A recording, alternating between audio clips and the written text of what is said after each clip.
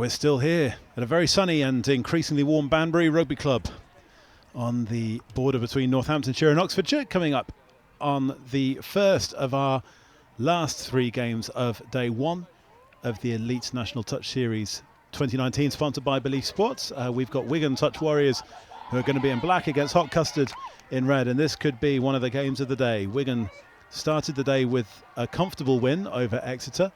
Hot Custard we saw be very competitive against BBR in their first game at 10:50.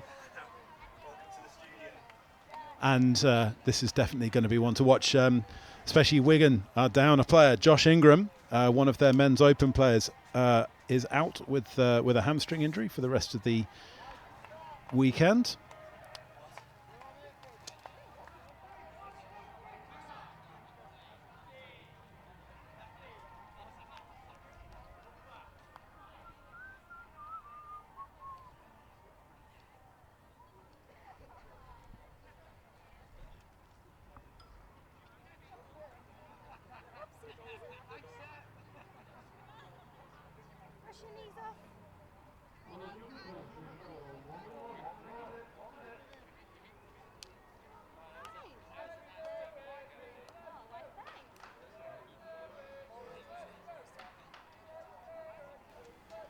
We're joined for this one by Emily Clues from Galaxy London, off the back of a good win over Chester in the previous game, and also who was in Malaysia recently with England. Emily, a quick one about that. How has the experience of Malaysia and the heat of that helped you with today, as it's getting to be an increasingly hot and summery day? Yeah, I have to say it's nothing like the kind of humidity we were facing out there. But yeah, a nice little summer's weekend here in England for the first tournament of the year. How are you guys getting along as a group in this one? Obviously, you got a good win against Chester last time out. Yeah, we're not going too bad. We have got a few guys out this weekend. Sort of recent injuries from Malaysia, I'm just taking a bit longer to get back into it. So a fairly young team for us, but coming together nicely, and yeah, looking forward to day 2. Out of these 2 teams, what are you going to be looking for to see as the game progresses?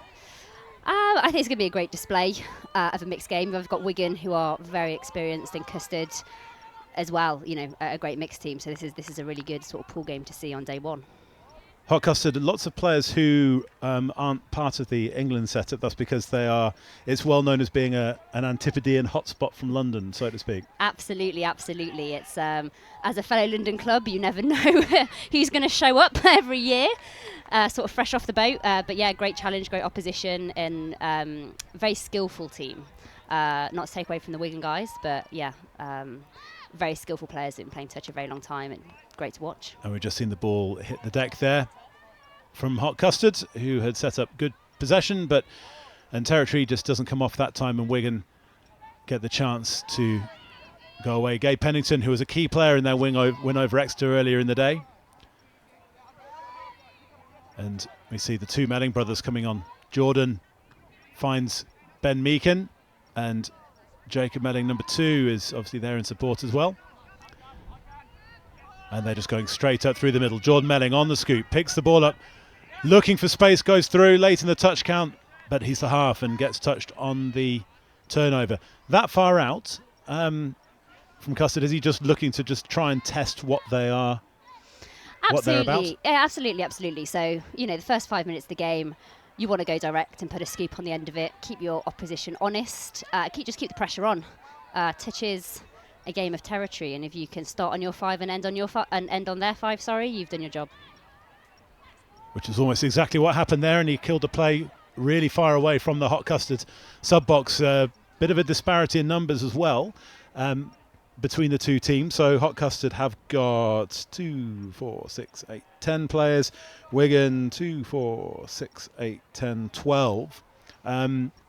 This late in the day, is that going to start playing a bit of a difference as well? I think so, yeah, absolutely. 2 more pairs of fresh legs this later on, where people are going to be feeling tired, but also tiredness of thought. Touch is a game where you need to be sort of fresh in your mind, so to say. So yeah, I feel you may see that with Custard's play as the game goes on. So we saw Wigan just put the ball down the line. Unfortunately, Jen Jones just dropping it on the wing. Gives possession back to Hot Custard.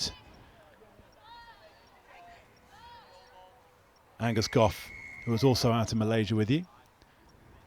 He was part of the mixed open team.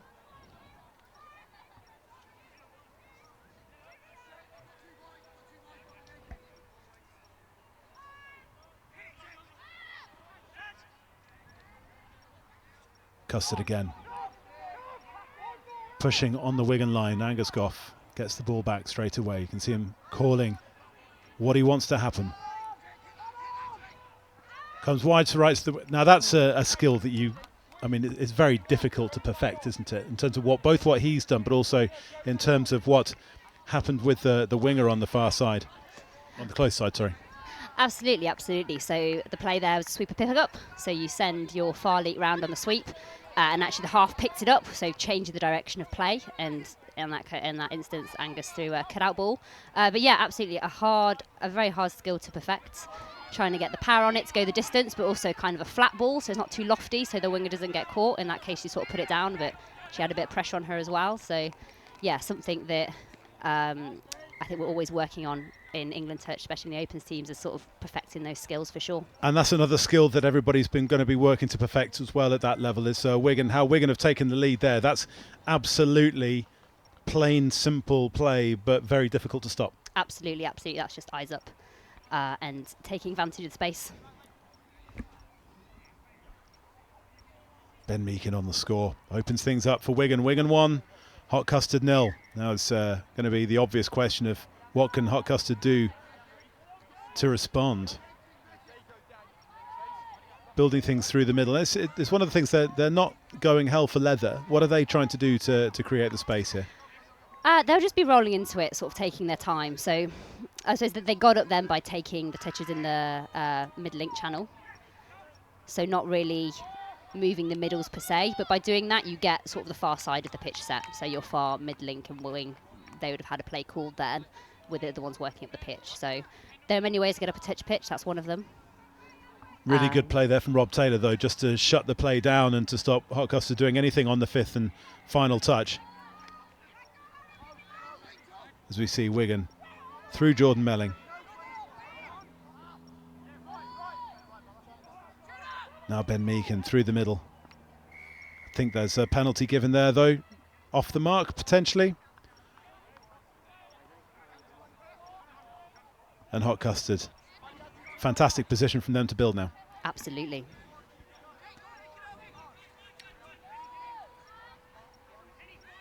How much chat is there on the field in this situation? I mean, you can see a little bit here from the middles, but in terms of the wide players, there should be a fair bit. So that was really nice from Hot Custard. They were using their girls there to kind of get the yards for them, and you're hoping, the middles and far link would have a play set. So we see Hot Custard try to create some open space on the wide. Angus Goff puts the pass out, but Wigan shut that down. So you see, they've been playing with a male and female in the middle. As the dive comes in from Harry Goldman, 6 touch and turnover, just touched on the way down. Now, so Hot Custard are lining up in attack there with the middles being one male player and one female player, which is quite unusual. It's not too unusual in mixed sometimes. Sometimes to give attacking platform from both links, you would get both of your boys in links and put one of the girls in the middle. So put the girl link in the middle for that reason exactly, to set up and create the platform. And here come the Warriors through Robert Taylor. Now Jordan Melling. Ball just gets scooped up on the inside by Henny Strauss. Hot Custard's 34. Great positioning there in defence. Didn't panic.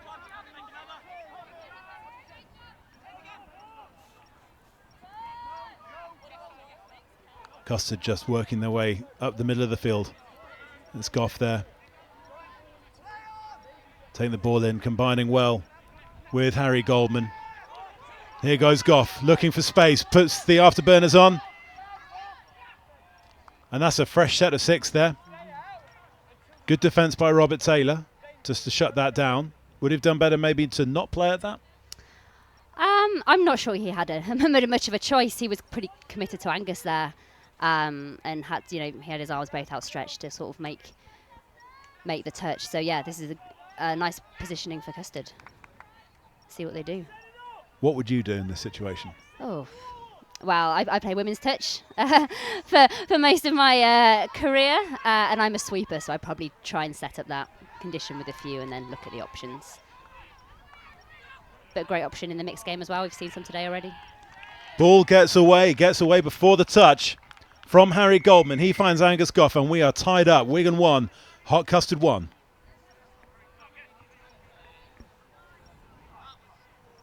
Is that just a bit of a defensive breakdown there, Emily? Yeah. Just because, Wigan being a bit slow to mirror. So we are all tied up midway through the first half here in Banbury. 2 more games still to come after this one. We've got the Premiership pool match between GeForce Guildford and Galaxy Knights at 3:50, followed by Thames Valley Vikings and Exeter Raptors in the Elite at 20-5. Long days, these touch days, aren't they? Absolutely. I mean, going from the World Cup where we're having 2 games a day back to a 3-dayer with 1 game on, 1 game off, it definitely caught me by surprise a bit, I have to say. Jordan Melling there creates the score for Nollaig Quinn. She's a senior mixed player on loan from Manchester Chargers to Wigan Warriors for today, showing her experience, just shaking off the defender there. And so what is I don't know, it's a little bit cooler and considerably less humid than in Malaysia, but what's the big difference between playing 2 games and 3 games, even when it is cooler? I think kind of what you touched on earlier is just that physical and mental fatigue that just starts to set in after a day of touch, really. So yeah, even though you feel you're going good, it's your legs just feel a bit heavier, your quickness to react is just a bit slower. You definitely feel it by game 3. And then how do you recover tonight for tomorrow? Nutrition is a big one. So getting something, is obviously replenish your carbohydrates, some protein as well, because to stop with muscle soreness, and then just relaxing, really. So it will be, a nice team meal. Sort of hot and cold showers are a really, really good way and quite accessible way to recover, and is something quite good. Something we do at tournaments quite a lot, quite accessible. So yeah, a bit of that, and then compression garments as well, if it's not too warm. In terms of the Galaxy, because you've got 2 teams here today, so are both teams as one, so to speak, this evening? I definitely as one. We're all staying up here. So yeah, there will be. There's a nice pub book for a team meal, and we're at Galaxy Black are going to be supporting our Knights in a moment when they make their debut on Field 1. Oh, they've played one already. Oh, have they? They have. They've had double on there. They have. They played Cambridge Bees at 12:30, and it was a really good game. It was really nip and tuck between the 2 brilliant. teams. The Knights ended up 8-7, which is why we then had the joy of having Eric Williams in for 45 minutes for the game thereafter. Fantastic. Well, we've been on the same time slot all day, so this will be our first chance to watch them, which is always nice with these things, having 2 teams. Hot Custard trailing, obviously, as we see on the scoreboard. Angus Goff looking to build up through the middle, combining once again with Harry Goldman. The 2 of them did brilliantly to create the first score, and this time Goldman again creates the touchdown for the winger. Fantastic score. He had all the time in the world.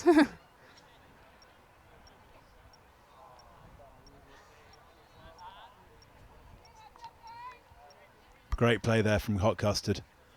As you see, it's they may not be as familiar on the circuit in terms of some of these names, but they still know how to play the game. And we are tied midway through the first half. Wigan through Ben Meakin. Robert Taylor just second touch, just taking play steadily deep into the Hot Custard half.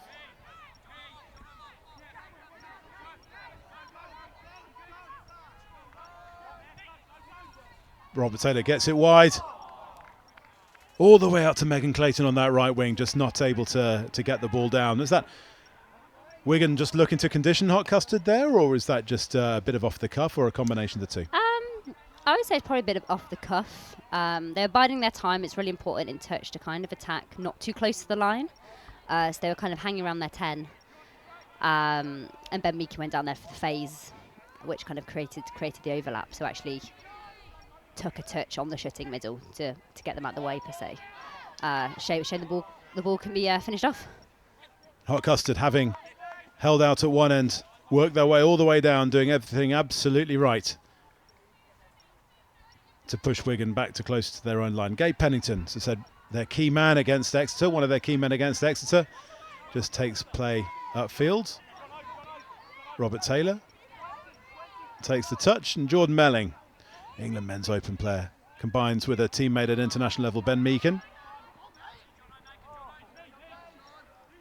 Little bit of an early play in there from Jacob Melling, but no matter, ball stays in the hands, and it's a shutdown play on the Wigan left wing. Joanna Edgerton in the perfect place to turn the ball over if there ever is one.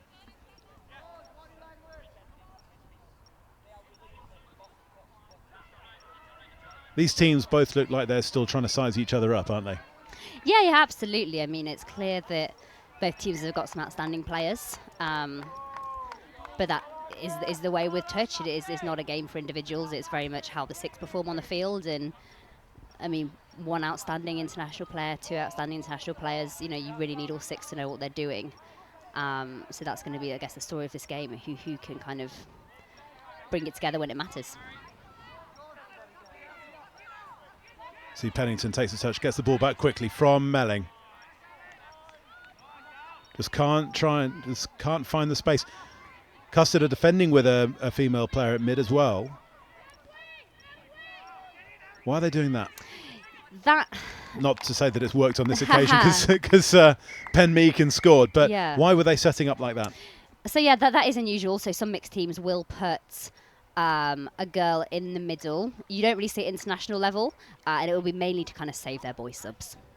So I think Hockers today have 6 girls and 5 boys. Did you say 10? Maybe 5 and 5? 1, 2, 3, 4. Yeah, I think they've only got 5 lads. Yeah, so they'll just be trying to save a male sub there, save some legs. And by putting your girl in the pocket, she is technically protected by the male middle and the male link. But yeah, so on that occasion, they exploited it well. Wigan in front again, 3-2. Let's see if they can shake Custard off before half-time. So it was really nip and tuck between them and Exeter in the first game of the day. And it was only really a try just before half-time and then 2 straight after half-time that turned the game for the Warriors. But Custard have a penalty. Wigan offside on the line. And there's a fresh set of 6 now. Hot Custard taking their time. As I say, it's a warm spring day here in Banbury. Angus Goff gets the ball back in the middle. Harry Goldman, gets the ball from Goff. The two combining quicker than you can, almost quicker than a blink there in the midfield, and it pays off as Hot Custard tie things up once again. That's a fantastic chop line from Alice Somerville there. Hitting a gap absolutely right. Now, that's the one thing where Wigan, when maybe their wingers are defending wide, so they're doing the right thing in terms of defending and stopping the long pass, but then that does create that space in the middle. Absolutely, and that's why your link chop line is so effective. Because obviously Hot Custard, they have those boys that can hit the winger, so you know, it's where you manage your risk really. So yeah, the Wigan wingers didn't do anything wrong there. It then becomes about creating your own space and, you know, kind of hitting those holes, which we saw a great example of. And we'll just see how this play is going to restart. I think that's a penalty for Wigan. So they've now got 3 minutes still to play in the first half. Gabe Pennington, England men's open player, takes the tap. You know, with Jordan Melling on the field, there's going to be plenty of chat in the middle.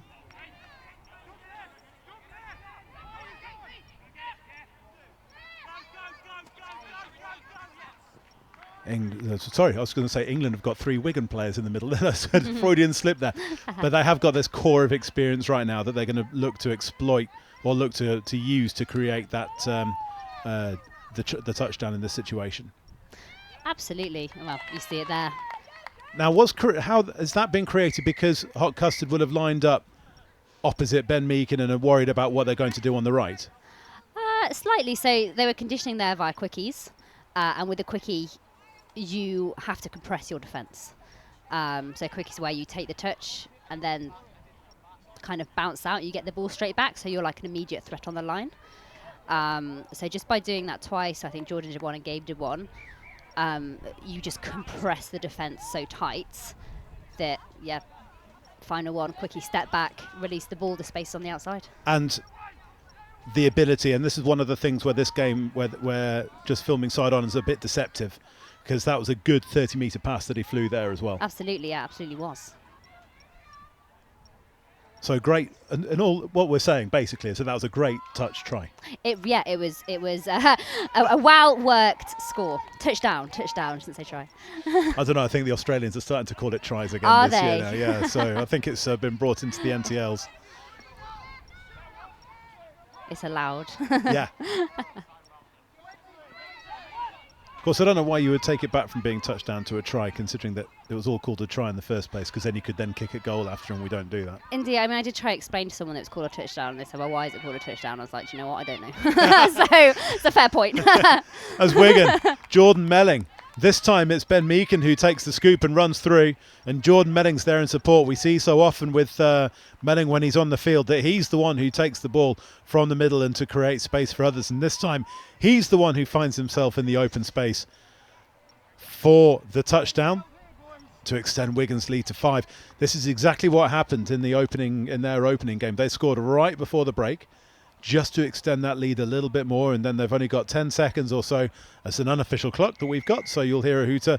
Might be a little bit before 20 minutes, it might be a little bit after, but they find themselves 2 up with just a few seconds to defend in their own half.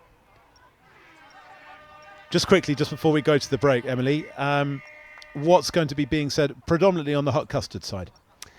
It probably, I think, would just be tightening up their defence. So Wigan have revealed the kind of plays that they're playing. So they're playing a lot of quickies, and obviously they've got that passing threat. So I think it'll be mainly defensive from the Custard box.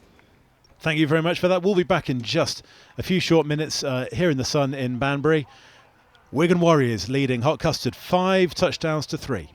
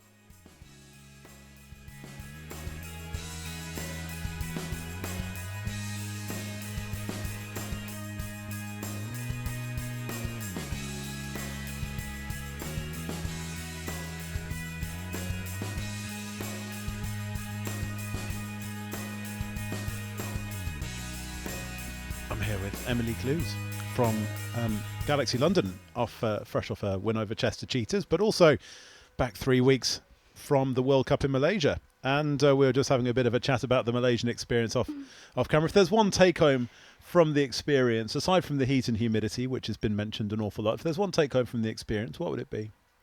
Oh, God, it's a really hard question. I guess the one thing I've taken home is that I want to do another 4 years. that was, it was obviously it's a fantastic experience to represent your country, but even just play other teams. So obviously we have the European Championships here every other year, but the opportunity to play teams from all over the world, being part of Galaxy, that's actually an Auckland club, so actually seeing people that are affiliated with our club, and I think our club's in 13 countries, so actually seeing them and all the nations they represent is massive as well, such a community. So yeah, not really much of a learning, just more of a decision, I guess, that it's let's stick around for a bit and hopefully get to another one. Taking out Australia, who was the toughest team to play? Japan for us, most definitely. I think if you ask our men's open team, they'd probably say the same thing. They've a great touch team. They've got some Australian coaches, and they've been working very hard in the 4 years since the last World Cup to go over to Australia and play in domestic competitions over there.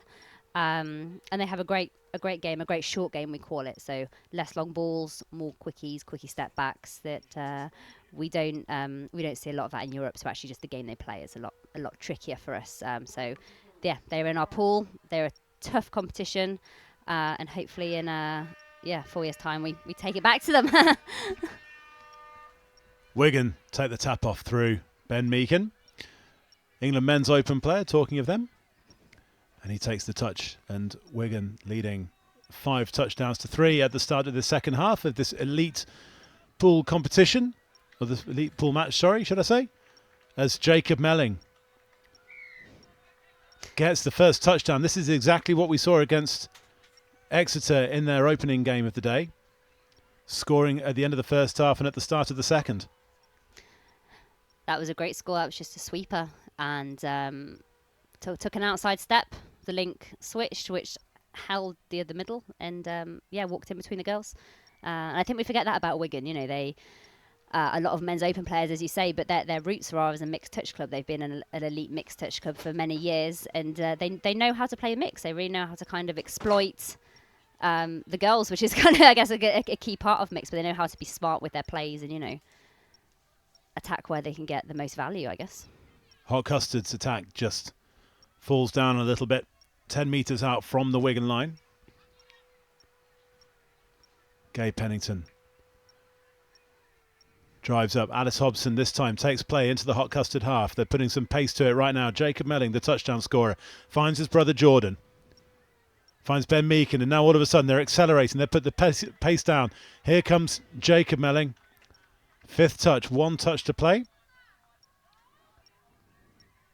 Good bit of brotherly banter just there. Mm-hmm. Absolutely. Jordan tries to find the space out wide. Can't find Jen Jones with the pass. And Hot Custard will restart on their own 5-metre line. Sometimes there's nothing you can do, very little you can do to defend that when that pace comes on like that. Absolutely, and I was just thinking to myself, that's 3 very dangerous players that you don't want running at you, all running pretty quickly. And as I said before, touch is a game of possession and territory, and you can't really replace that speed and intensity on the pitch. It is absolutely invaluable. England mixed open player Angus Goff there takes play into the half, into the Wigan half, taken on by John de Alvis, and now I can't pronounce this. Romy, I can't Romy. either. It's just we'll just call her Romy. Sorry, Romy. Sorry, Romy. We'll have to take we'll get some phonetics lessons for tomorrow. McHughwitz? Makovic? Yeah, I'm not sure. Yeah, Makovic.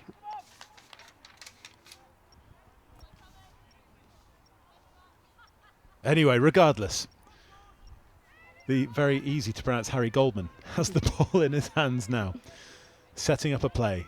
Wigan just not biting. And Goldman just dives early, just gets touched on his way down to the line. Wigan are just not biting at all on what Custard are trying to do, are they? They're very tight there. Their defensive spacing is great there. Jean Reverdy takes the touch. Harry Coleman, there you go, and that's a turnover. You've got to have the ball go between your legs, or at least some part of your foot has to go over the ball, and that didn't happen on that occasion, and Wigan get to restart with a roll ball. Jen Jones finds Jordan Melling off the floor. Now Robert Taylor takes play in. Wigan given the space left and right to play into. Here comes Ben Meakin, the scoop off the middle, a bit of left and right jiggery pokery, but that's the sixth touch. That's unfortunate. So he was looking for the deviation call there from the referee, which means that when you make the touch as a defender, you have to pick your line. You have to stay on the same line when you retreat your 5 metres. So by weaving and shaking there, Ben was looking for the defender to kind of come with him, which he didn't on that occasion. So he was sort of looking to bring out the penalty. Was he almost, because he was coming off both feet there, was he almost making it easier for the defender there rather than making more of a deviation off the line off one foot? A bit of both. I think I'm not too sure on the rules, but I think for deviation to call, there has to be kind of a clear change of direction. So you can go back straight and then pick a line, but you can't kind of change direction twice, which means as an attacker, if you're going to try and get that call, you need to wiggle around a few times, so that makes sense to put it in technical terms. But it also, it opens up space if, surrounding players think their middle is struggling there, they might suck in to help, which then, gives you an option for like a short pop ball. Here goes Jacob Melling. 6th touch and it's a turnover again. Wigan are just starting to pile on a bit more pressure, aren't they? Absolutely. Yeah, I think you can kind of tell from the second half, actually, they've come out with a bit more intensity to put the game away. It's a penalty conceded by Wigan. Referee Gareth Hines calls it. Nice, easy way to call whereabouts you're starting the game now. On the 10-metre line, Wigan starting their defensive set on the halfway line. Alice Hobson makes the touch. And here come Hot Custard through Harry Goldman.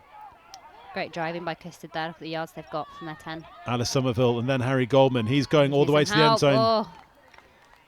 Good defensive cover there by Warriors, just making life hard for Hot Custard. Ball hits the deck and it's a Wigan Warriors restart. 14 minutes to play. 40-minute games here in the Belief Sports Elite National Touch Series. 5-minute half-time and only 5 minutes between games as they come thick and fast. And it's all round robin today. Every team in every competition is playing 3 times. And then tomorrow the championship stays as a round robin until the last game, and the placement games, then the elite clubs will be going into a knockout. Do you know yet who you're likely to be playing tomorrow, or is it still too much of a balance between all 4 pools? I'm sure I will know if I looked at the draw. Obviously, we've had our last game today. I take it day at a time. So I'm actually not sure where we lost our first game today, so I'm not quite sure if we finished top of our pool. I think we needed Cambridge to beat CSSC for us to top our pool. Which possibly. They did. Cambridge did did that. beat CSSC yeah, 1. So I'm not quite sure who will face tomorrow, but obviously the higher you finish up in the pool, the nicer the draw usually. But yeah, it's the second day is always interesting in these competitions because you obviously build on the first day, and I think the second day probably shows a bit more of your, I guess, people's fitness really. So it's how much we know what we're doing now. We've got used to each other. So how can we perform on the second day is always a key question. Wigan again putting the pace through the middle when it matters. Ben Meakin finds Robert Taylor. Jacob Melling in support as well. He gets the ball. Would have got the ball back from Ben, but the ball fumbles. We've seen a fumble from both teams as well. I think there's still, even though there's 3 touchdowns difference between the teams, there's still a lot of pressure. This one, a quick score from Custard and a quick couple of scores from Custard, and all of a sudden Wigan will be wobbling. We talk about jiggling earlier on, and yes. Wigan might very well be wobbling if Hot Custard score now, but at the same point, I think we've seen their defensive solidity. Lots of chat. It's great positioning here for Custard again. That's not what they want. Interception from Jacob Melling. But there's a penalty for not moving forward off the line. You've got to keep moving forward off the line, and Wigan stopped, which is what helped create that interception. So Custard, great position. Tap 6 metres out from the line. Harry Goldman gets the ball back, looking for support. Oh. And the ball hits the deck. That's a proper wasted opportunity there. Absolutely. I mean, that was second touch, and the hole was where the middle was. the guy that ducked down. I mean, yeah, as I said, second touch. There's nothing wrong, even if there's no space to take that in. Just set a platform. Touch is very much about conditioning and working plays than options off plays. So yeah, to lose the ball early in the count is kind of a bit of an unforgivable sin, I must say. Gabe Pennington takes the ball. Jordan Melling comes off the deck.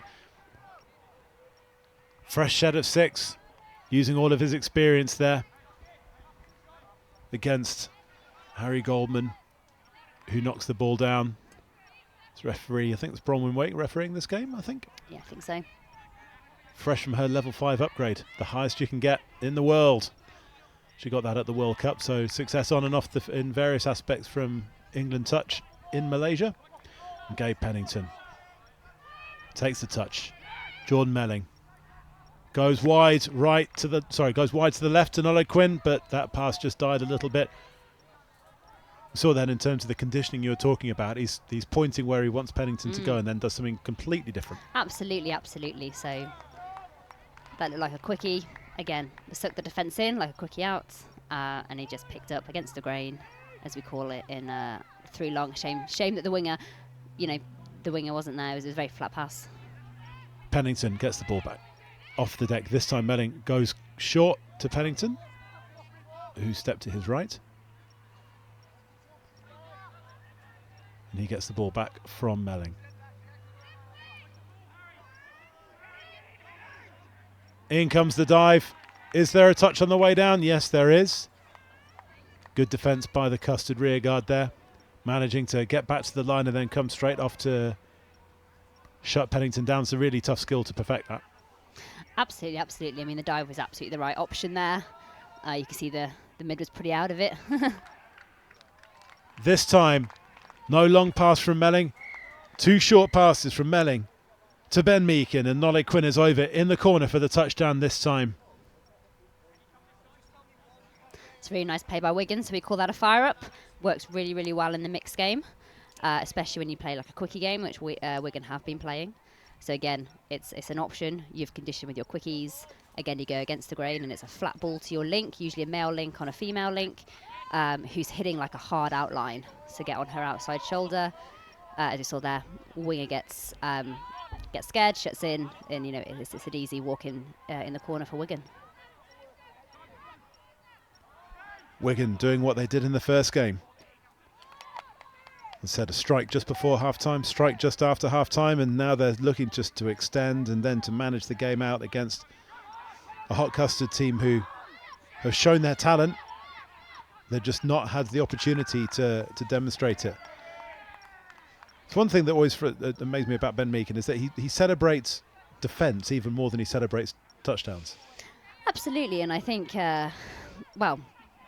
wins are good teams are built on defence. Obviously, you need to get over the line and score, but actually, you need to kind of celebrate the grind in the hardest part of the game, which is defending.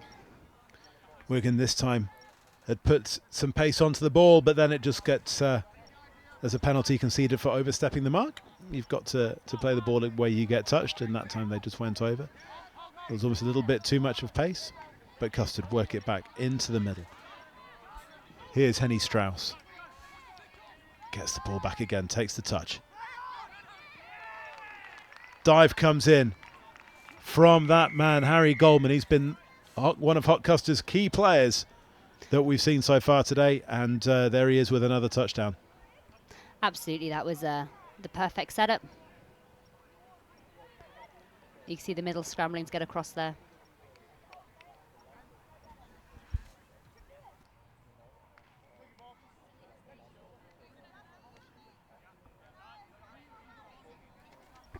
Hot Custard really needed that score to pull themselves back to 3 touchdowns down. 7 minutes to play, so they're still in this one. There's still enough time for them to pull it back.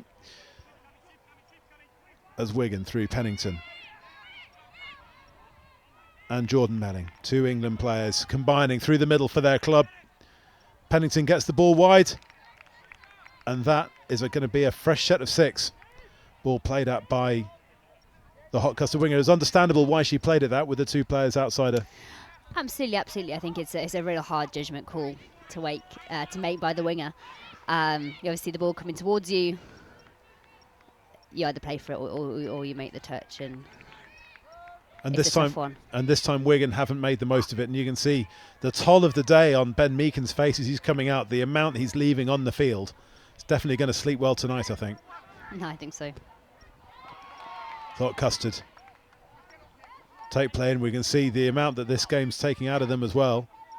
Harry Goldman, who scored their last touchdown, he's also blowing in the middle of the field. This is very much going to be a potential war of attrition in the last 5 minutes.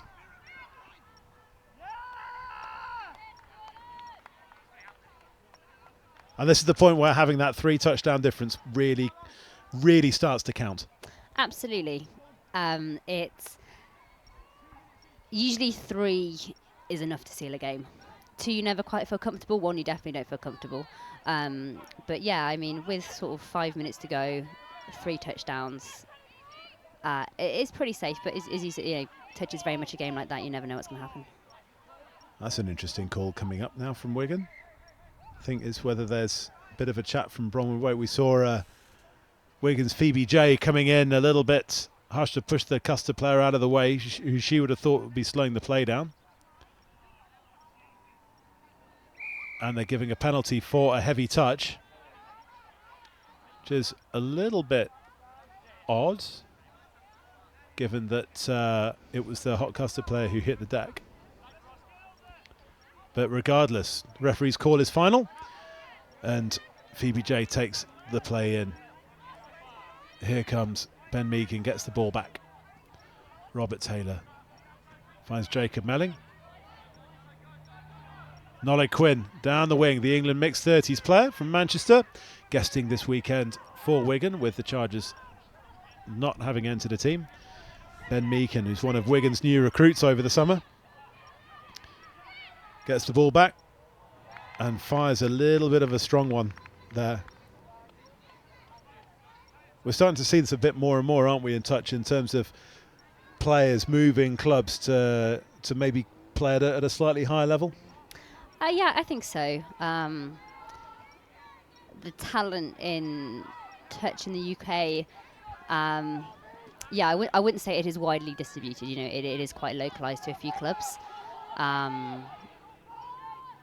And yeah, I mean, they're sort of 1 or 2 or 3 up there in the mixed game that, it could go either way. But I think, you need to keep it competitive, and I think that's definitely something I like about Galaxy for sure, is that we make a real effort on developing players. So, while that's a struggle, and don't get me wrong, I'm very competitive, you have to come out and play each tournament, and, you need the hardship, I think. It shouldn't be too easy, because ultimately that develops you as a player as well, no matter how long you've been playing. Hot Custard are now going to get the chance to restart the play deep in the Wigan half.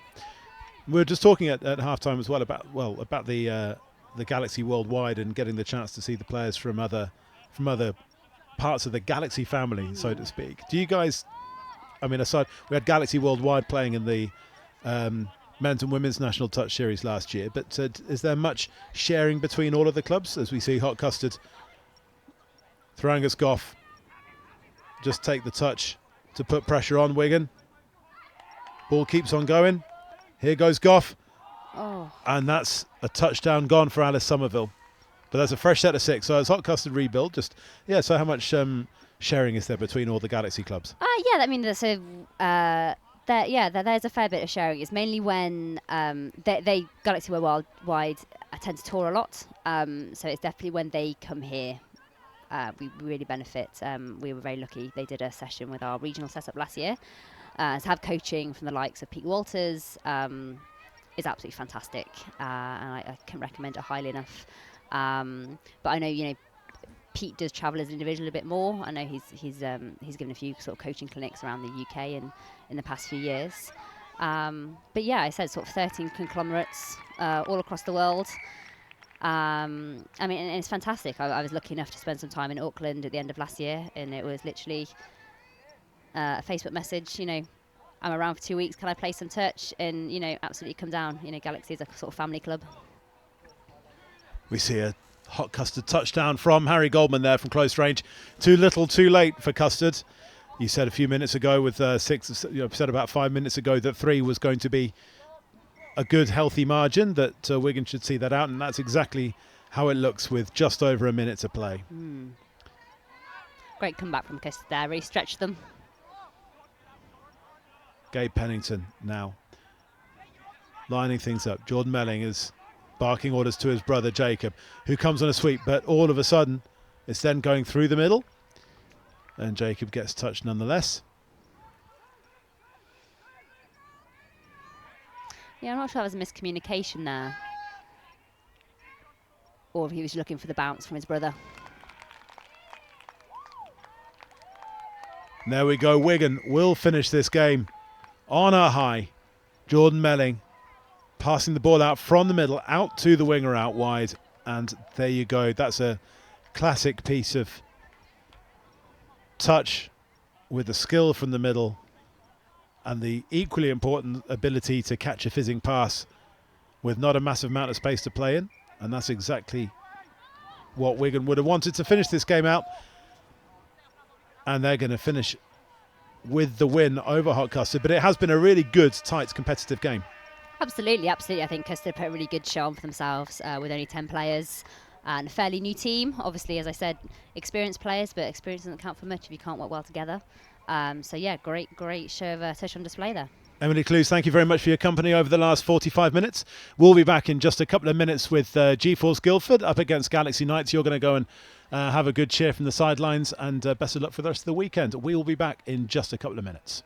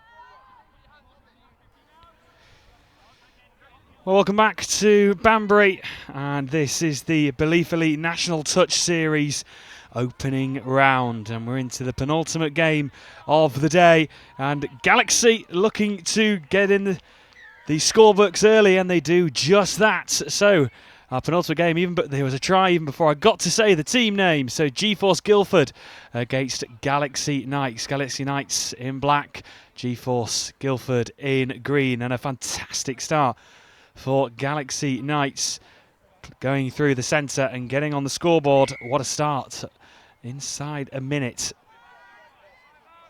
as GeForce Guildford looked to get things back underway and looking to try and recover from that early setback. And nearly through with Julie Coulter there on the wing.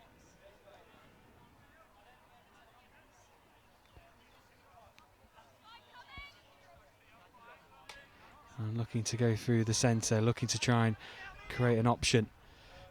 Can they get through on this occasion? Amelia Hollywood turns over possession, and now with Galaxy.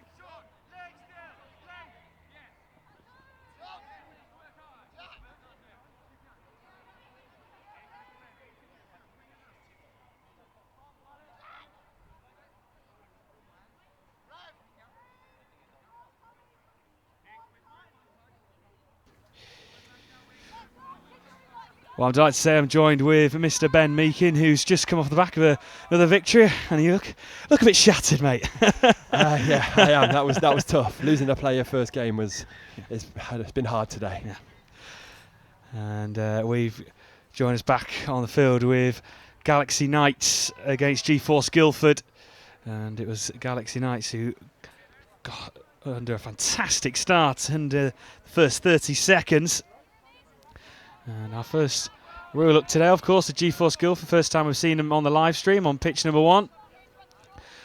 And just to add a bit of context, so let's have a look and see where we are in the Premiership pool. So both sides playing in the Premiership, Galaxy Knights and GeForce Guildford, in our penultimate game on pitch number 1. As GeForce Guildford look to try and respond to that early setback, had an earlier chance about a minute ago. Looking to try and make some early inroads here. William Gillet with the black cap on. Now tries and finds Simon Terry. Diving in there and getting that equalising try. Lovely dive in. Yeah, it was a good score. They were just exploiting the boy on Gill, and that's what we try and do in mixed touch. He just steps on the outside and it's a nice little dive in. It was Matthew Harper involved in the men's 30s. England in men's 30, I should say, and getting on the scoreboard early on, and a good response for GeForce Guildford as Galaxy Knights get us back underway. So another victory then, Ben, so you must be happy with the day's work. Yeah, absolutely. Yeah, like I said earlier, it's a new team. Obviously we know each other, but we've not really played together before, so to actually get 3 wins on the board. Oh, that's a nice hole. And has he gone through? Looks like he just waited for the referee's confirmation. That's a good score, that is. So that's England men's 35s that threw the ball, number 23 for Galaxy, to a counties, into number 28 who went through the hole. It's a good score. Joshua McHugh going through the centre. Eric Williams in the men's 40s.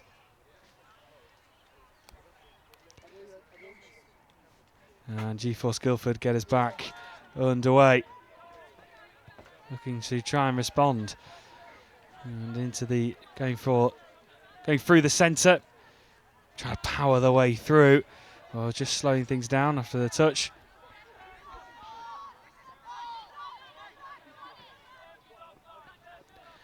And looking at the wings, and an opportunity missed.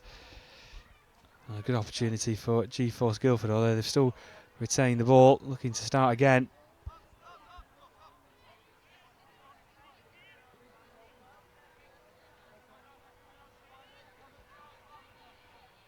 Just from right to left, looking to build up momentum, looking for the corner, and a good score in the end in the corner. That was a really nice piece of build-up play. Yeah, it was quite patient, wasn't it? And then they just ran a sweeper onto the high link, and the Gill winger was open with a nice little put down.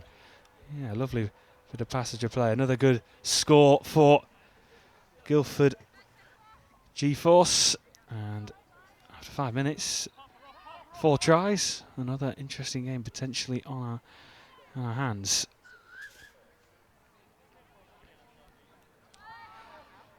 So are you done for the day then now? It's all 3 games completed. Can have a bit of rest? Yeah, it is. They're going to go for a well-deserved beer after this, I think, just to get some calories in, because it's been a tough day. Only 5 blokes for most of the day, so it's been tough. It's been a lot of running. Yes, I can certainly imagine. Well-earned rest. And how do you think then going into tomorrow then? What's the sort of mindset this evening? How the whole team feeling ahead of tomorrow? Yeah, we're good. We've just done a stretching session after, or ball down, so G-Force's ball here. Yeah, we've just done a stretching session. We're all happy. We're all saying some jokes. So, well, I won't say the jokes are pretty poor, but yeah, we're looking forward to tomorrow. I think finals footy, we're all used to it. So let's hope our experience can get us through tomorrow. We've got an extra lad tomorrow as well. So hopefully save a bit of legs and then try and get to the final at some point. Well, I wish you all the very best of luck. Thank you. I'm sure it'll be another fascinating day tomorrow as we enter into the knockout stages, and of course seeing where all the teams end up in the certain competitions. So we are into the penultimate game of the day. This is in the Premiership pool, so G-Force Guildford and Galaxy Knights. And just a reminder, so CSSE London 2s, Cambridge Bs, and of course these 2 sides, G-Force Guildfords and Galaxy Knights, all involved in the Premiership pool. And just slowing things down, working an angle, just being patient, although trying to burst through.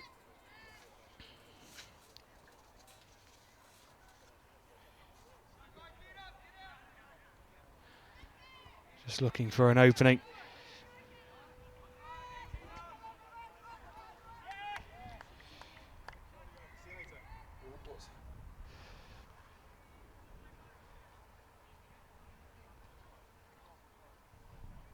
Just waiting for the referee signal, which a bit of confusion, just trying to see what's going on. Although it is G-Force Guildford who retain possession. James Hurd, the England men's international, looking to sweep it out to the wings, although over and out. And that's another opportunity potentially missed. Trying to drag in that defence into the middle and opening up the space in the wings.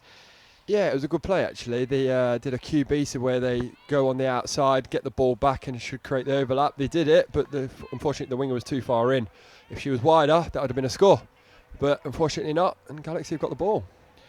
They certainly do. Chris Jenner trying to come away with it. He's been replaced, and now here come Galaxy Knights, looking to try and burst their way through the middle. What an unbelievable run this is. He's going. He certainly is. But is he half? So does he have to pass it? Oh, he does anyway. Absolutely superb play of Joshua McHugh. And then just lays it off. And gets the score. It was Eric Williams coming in to help him out. And that's a fantastic try for Stop, Galaxy drop Knights. and roll after that, wasn't it? I bet they've subbed after that, though. I would have. That lung-bursting run.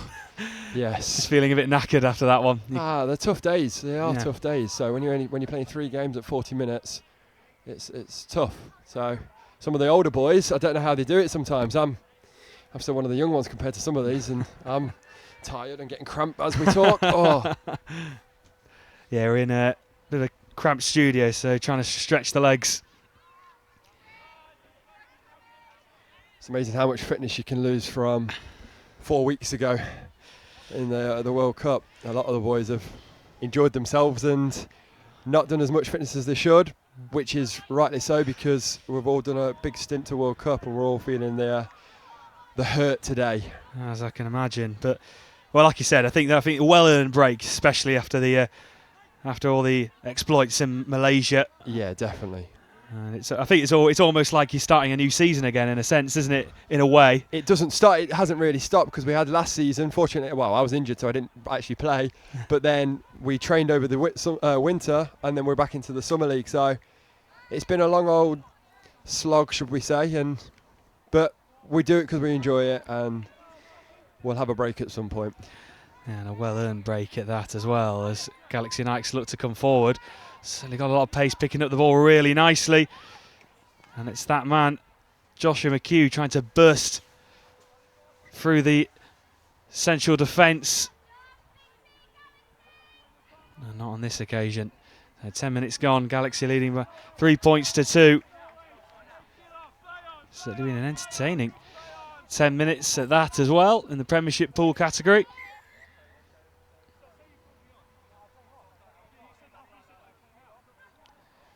And referee just making his voice very clear. And G-Force Guildford retain possession, looking to try and make something of it in their own defensive half. Trying to create an opening over the halfway line we go. Through the centre now.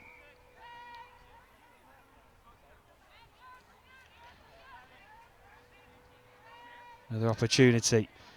What can they do with this one? Can they respond? Katie Fielding involved in the centre.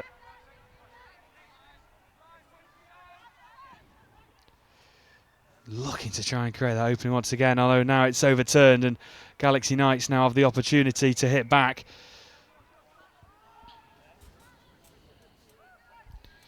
Eric Williams and Joshua McHugh in the thick of it once again. And here come Galaxy Knights trying to burst forward. He thought he'd been touched, trying to break forward and being brought back. And that was Dan Askew down the right-hand wing. Nearly got through there, didn't he? I didn't think he was going to, but he nearly did. He certainly did. I think for one moment I think he thought he was clean through. And the referee brought it back, and rightly so. And here come G-Force Guildford down the opposite wing. It's a good little burst down the wing to get some ground.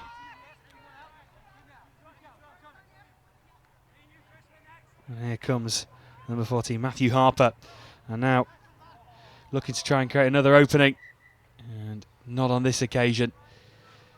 I think they had the opening. I think he just dropped it. I don't think he expected the ball. He went through the hole. It was a really good play. It was a 33 platform, so middle, scoop into a step back into hole 1, and he just dropped it. It was a good play though. It was unfortunate. It said it was. And then he looks to bowl her over. And here comes Galaxy Knights once again. Looking to build pressure once again. Alex Catlow, number 31 for Galaxy Knights, in the thick of things in the centre. Options left, looking left, and doesn't execute the pass. 13 minutes gone. And we're still G-Force Guildford 2, Galaxy Knights 3.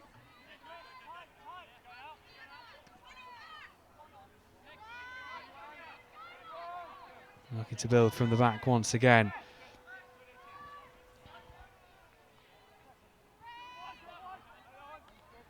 James Hurd in the thick of it. Nice little dummy looking to try and break forward. Jose Luis Diaz with James Hurd in the centre there, although now in comes Katie Fielding. And this time it's lost. You can see we're at the back end of the first half. People are starting to get tired now. We've got a few more mistakes. So it's just who can make the least amount of mistakes in this last 6 minutes before half time, before they can have a bit of a break.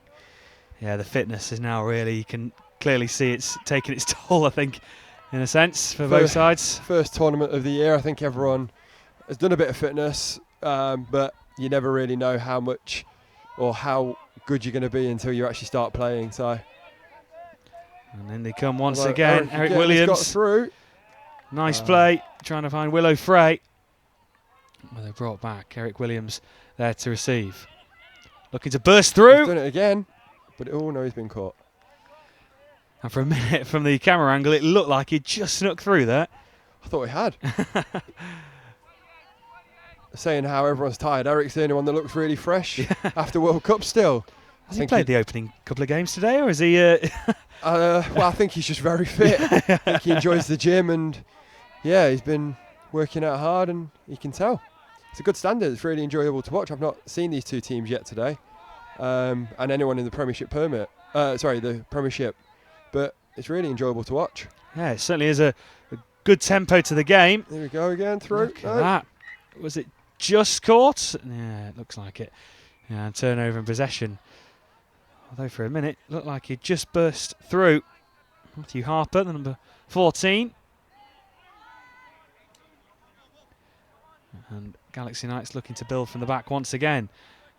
Joshua McHugh involved. So is Eric Williams. Looks to spread the play. He gets it back, Williams. Back into the centre. Building up again. And a steam here. Nice turn of pace. Looking to burst through. Alex Catlow. Willow Frey.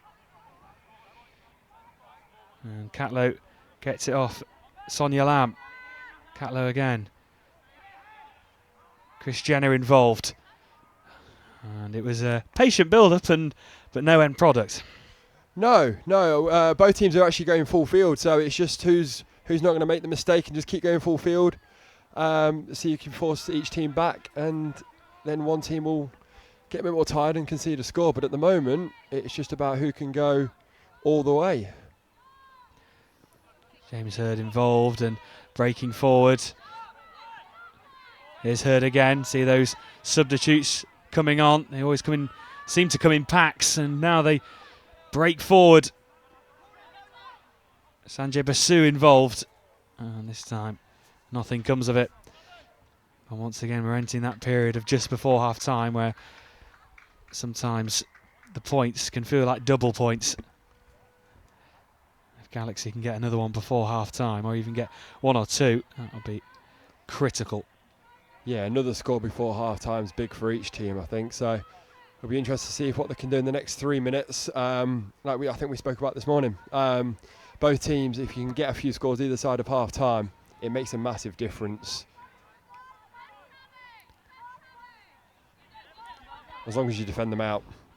Oh, Eric Williams, we had him in the commentary box earlier in today. Tried a little bit of skill there, didn't come off, but it looked good. Yeah, it certainly did.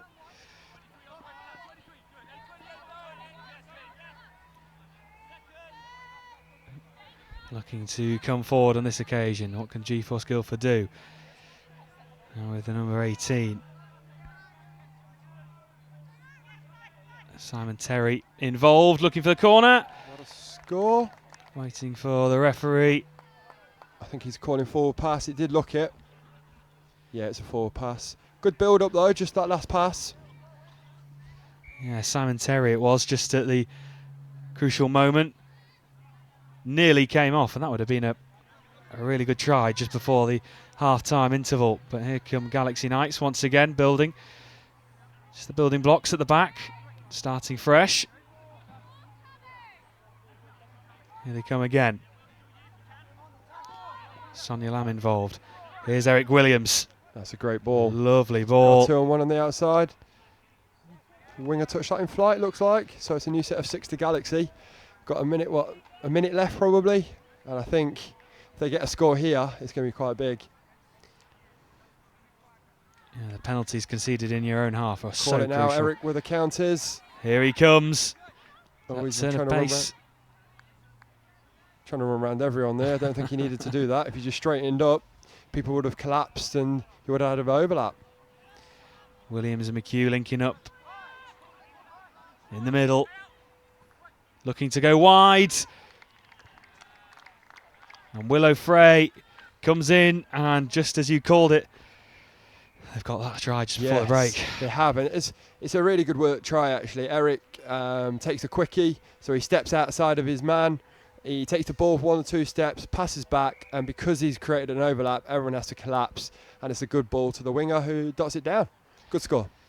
Absolutely, and only a matter of moments away from the interval. You'll hear that hooter going off very shortly. Can G4 Guildford get one just before the break? That would be absolutely brilliant for them. Just a bit of momentum shift if they can. Going through the centre, maybe a chance here. James Hurd.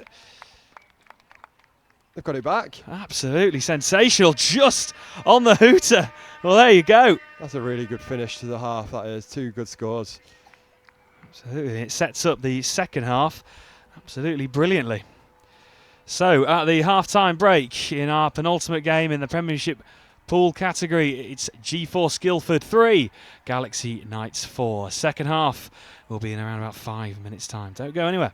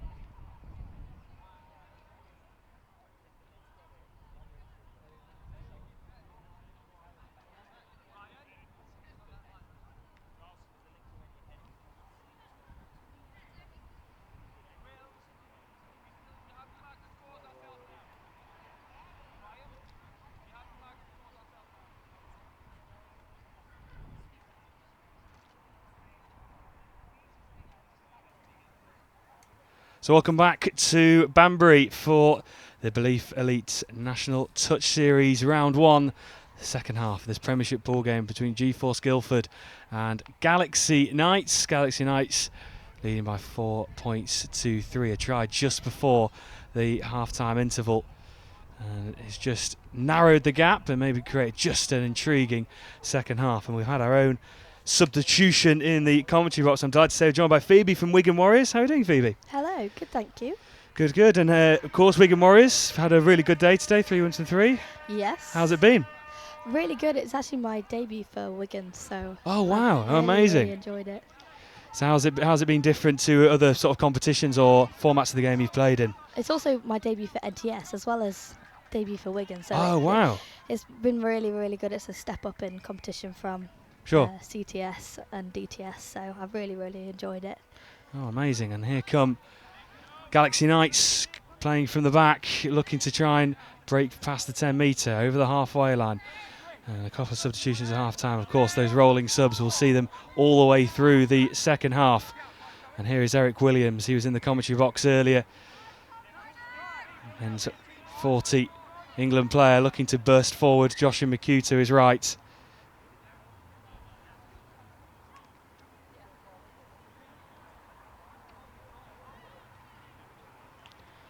And G4 Guildford looking to start from the back. A couple of players coming on as well at the half-time break. Looking to come forward, looking to try and get over the halfway line. Another tight game.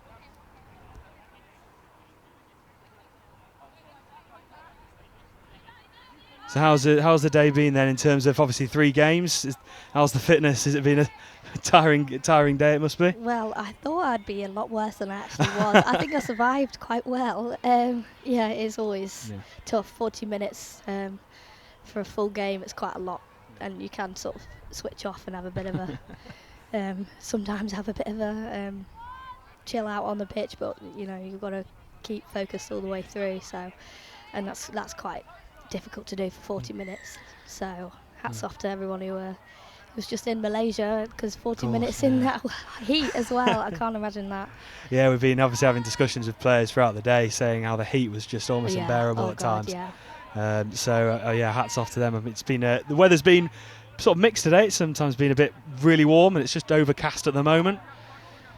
There's a nice breeze at the moment. It sort of got a bit still earlier, and the heat was just hanging around. Not ideal. No, it certainly was. It was a bit sticky earlier. But G4 Guildford looking to break through once again, looking for that equalising try. James Hurd in the thick of things once again, looking for the wings.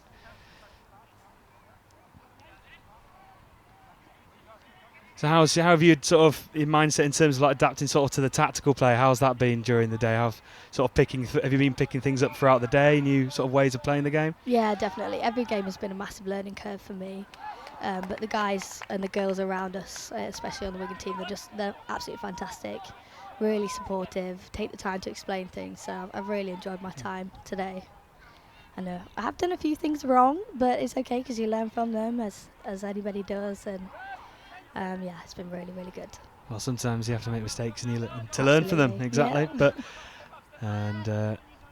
how's the mindset of the teams? Obviously, 3 wins from 3 today, and looking to go into tomorrow into the knockout stages. How's the team feeling ahead of tomorrow? Really good. Yeah, everyone's on a big high. We worked really hard today, and didn't really put our foot off the gas at any point, and racking up some good scores. So really, really good. We're quite a mixed team, I'd say. So there's some people who have played together for years and years, and then there's like me. I'm just coming for this season. So getting used to playing with each other as well has been not a challenge, but we've grown on that as the day has gone on. It's been really good.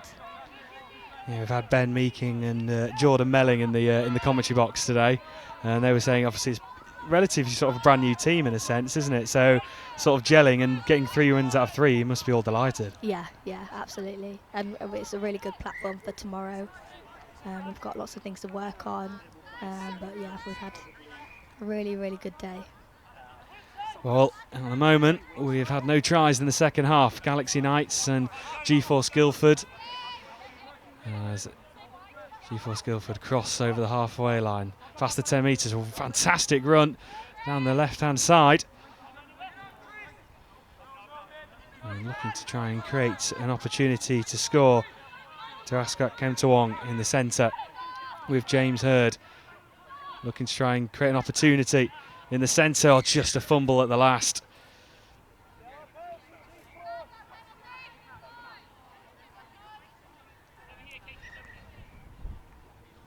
An opportunity again, 6 touches, so another really crucial moment for G4 Guildford to get on the board again.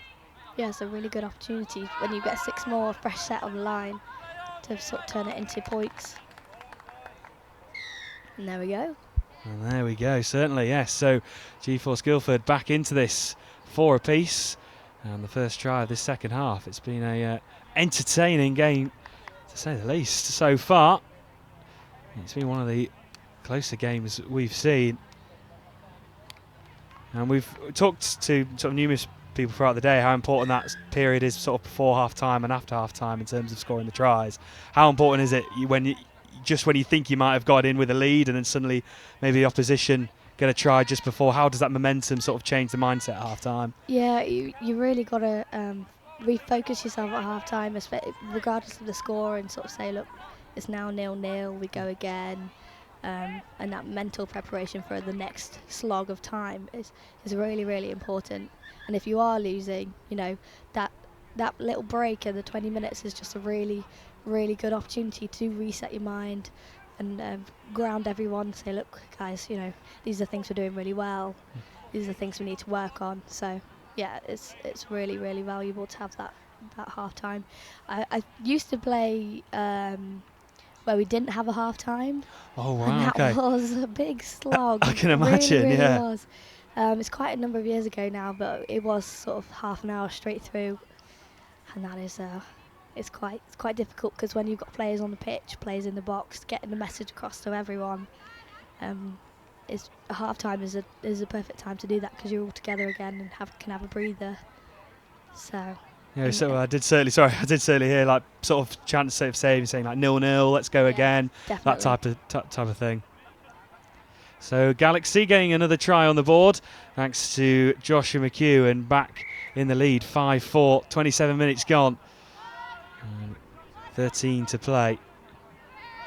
And looking to build once again through the centre, Jose Luis Diaz. Just a little fumble there.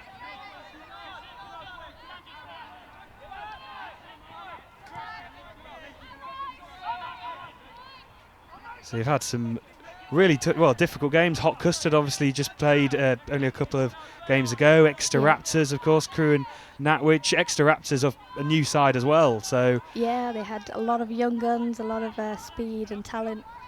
We had to stay really tight. That game was particularly tough for us because it was our first game and we haven't played together consistently before. So yeah, I think that was probably the best win of the day.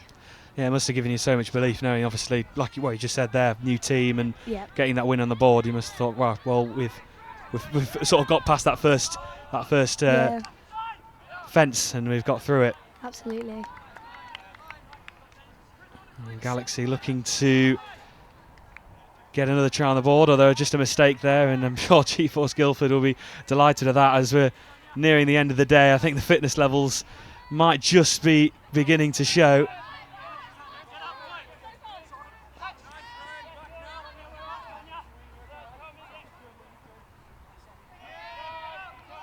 Down the left-hand side, looking to build again. Green, red and white strip of G4 Guildford. It's certainly a colourful kit. In the centre now, trying to burst through. Harper. He's got to work to get onside now. Oh, I think the referee might have just got in the way there. I think that's one of the first times I've seen that, the ref getting in the way of a passage of play. It's unfortunate because it did look like they were in there then. Yeah, looking like they just sort of burst through the centre. That could have been a great opportunity for G4 Guildford to get back level. They've still got it, so still another chance as we're edging towards 10 minutes to go mark, and in they go. And nice diving touch there. And we have the turnover. And off they go down the left-hand side. Chris Jenner linking up. He's just come off now. So has number 31 Alex Catlow. And Josh McHugh now trying to burst through. An important touch as he looked to sprint away.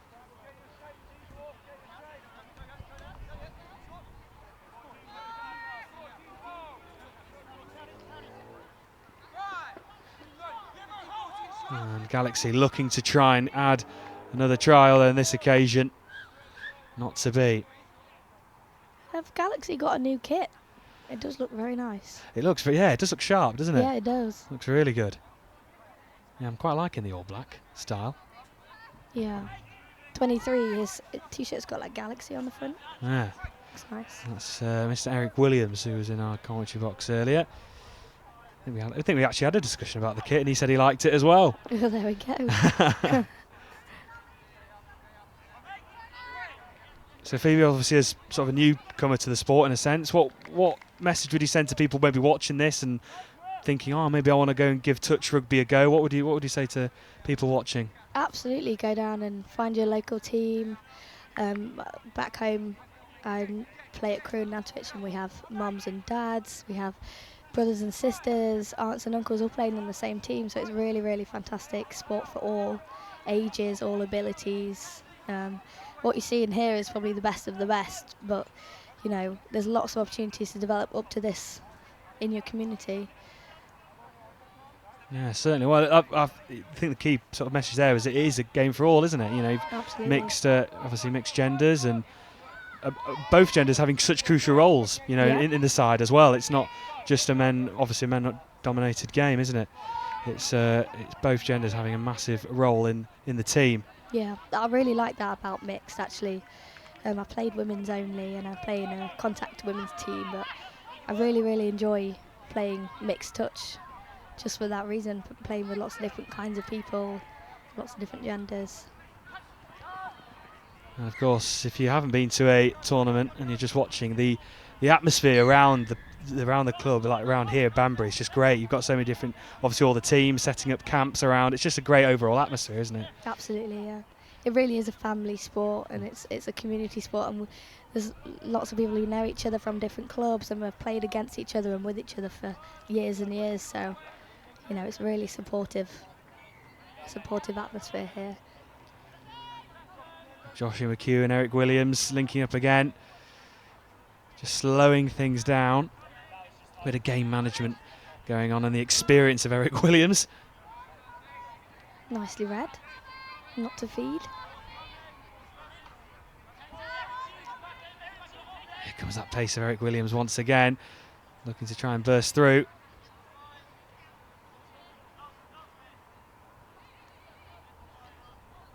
Alex Catlow back to Williams, looking for the corner. Ooh.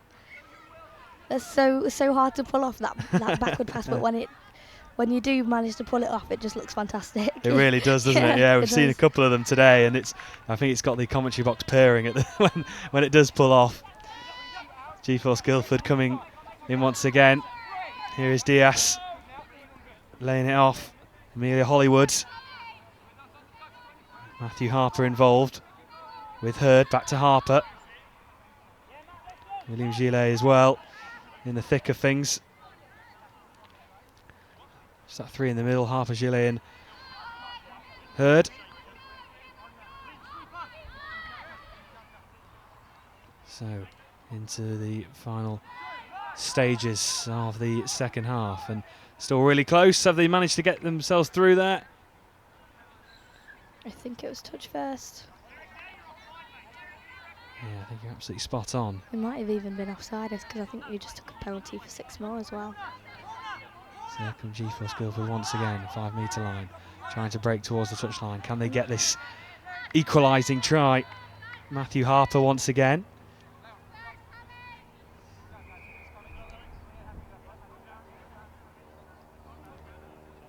Simon Terry involved as well.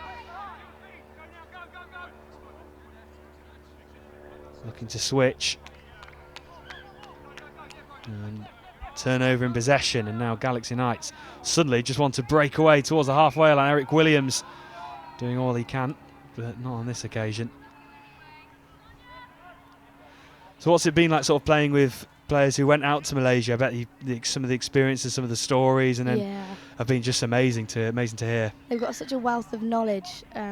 I know I'm complaining that it was hot today, but flipping out, it was hot out there. It was, you know, a completely different experience, different climate, and the knowledge that they've brought back is just absolutely fantastic. And then they can pass that on to players like me, who's trying to get there And I'd love to play in a World Cup one day. That's the aspiration. Well, yeah, I was just going to ask. Yeah, that is one of your aims to try and get to a World Cup. Yeah. Well, very best of luck, and I hope you do get there. And as G4 Guildford look to try and get an equalising try.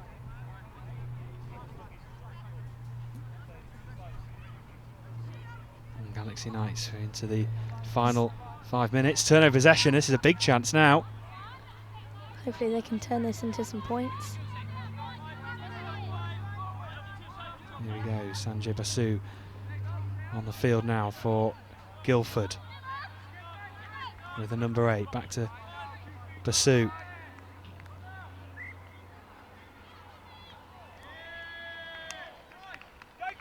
And the referee looking to see an infringement of some sort. I think it might have been a lost control.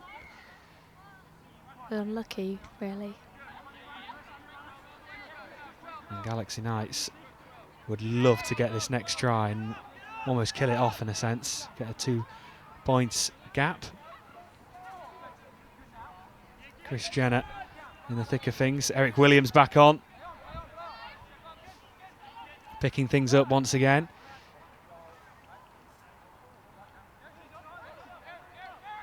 Almost the linchpin in this side. McHugh, just trying to lay it off. To Willow Frey, she's already got 1 try in the game so far. Looking to add another. Would you say that this is quite a low-scoring game? Yeah, in the sense of it's been very close. We've seen games ranging from teams scoring 13 points, but this has been one of the closest with about a couple of minutes to go. Yeah, it's tight. It's really going to go right down to the wire. Yeah, it certainly is. Eric Williams, in they go. Referee just wanting to confirm, and there it is, and that could be a vital try as they open up the 2 point gap. Eric Williams in the thick of things again. And with a couple of minutes to go, looks like that could be a crucial point. Yeah.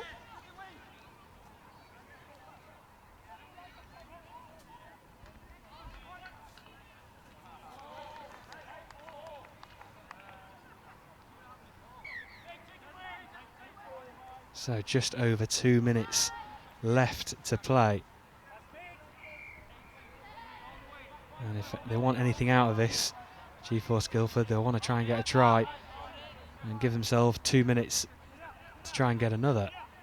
The great thing about touch is that it can just change so quickly. The score can change, so you could get 2 really, really good drives and score off the back of them in, less than a minute of each other. So Trying to come in again, not on this occasion. Turnover in possession, but you're absolutely right. We've had some games where teams have even scored 3 inside a minute or a minute and a half, and it just suddenly the game can just change, especially in that period just before half time and after, as Galaxy Knights look to finish off. It's Joshua McHugh who's had a really good game, who's been busy and involved in all of the good work for the Galaxy Knights, and I think that might be the final nail in the coffin.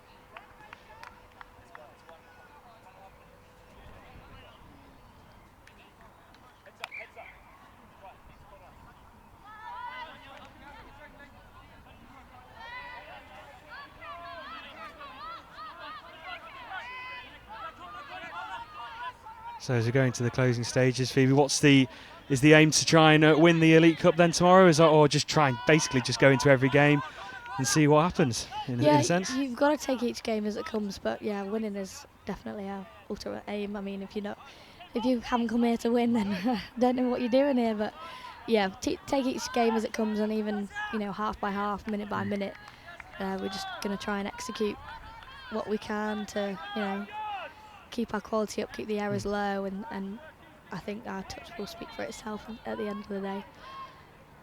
So just under 30 seconds to go. Of course, we'll hear that hooter that we bellows out around the pitches. There's 4 pitches in total in action. And here they come, Galaxy Knights. Can they get one just before the full-time whistle? Looking to build up once again, Alex Gallo. I think that's just one of those passes that one of those tired passes as the hooter goes, and that is full time. And in our penultimate game, it is a win for Galaxy Knights by 7 points to 4. Well, thank you very much, Phoebe, for coming to join us in the commentary box. You're very welcome. And very best of luck for tomorrow, and let's see how far Wigan can get. Let's see if you can be in the final. Thank you very much. Not a problem. And into the final game, which will be Thames Valley Vikings against Exeter Raptors, our final game of the day. We'll see you in a couple of moments.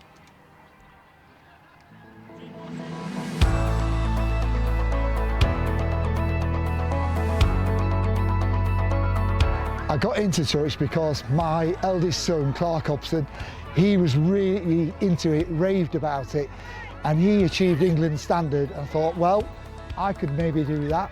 So I got into it through Nottingham Touch Club 3 or 4 years ago, following my wife and both my daughters into it. After they'd been to a taster session there, they encouraged me to join them and enjoy playing touch.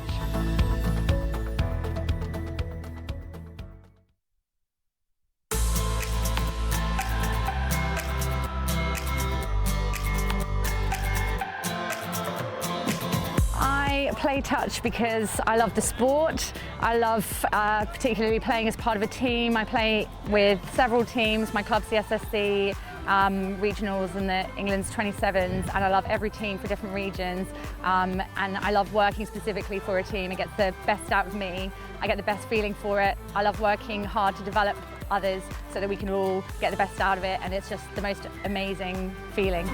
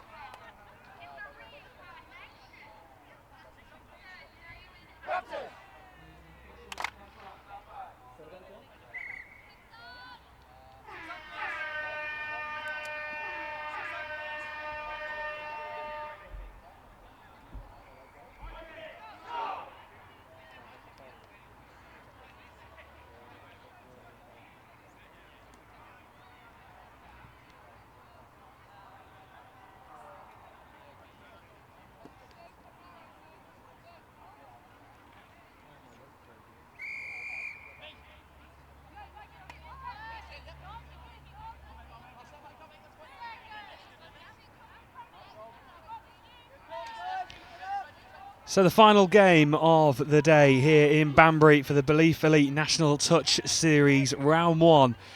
And it is an elite pool game. Thames Valley Vikings in blue against Exeter Rapids in a very dark green. There's been some debate in the commentary box whether it is green or black, but green is the colour we've gone with. So here they go, Exeter Rapids. Raptors looking to get on the scoreboard early, looking to break through.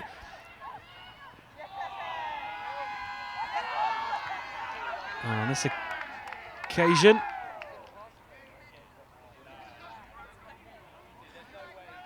not getting on the scoreboard. So a fast start to this game for Exeter Raptors. And looking to build from the back. Our first look at Thames Valley Vikings, missing some significant players in the side. In the same group as Bareback Riders and Wigan Touch Warriors, and being up against Hot Custard and Crewe and Natwich and Exeter Raptors, their final game of course. And Vikings looking to get on the scoreboard early. Exeter Raptors, quick turnover, looking to go through the centre. Really quick play.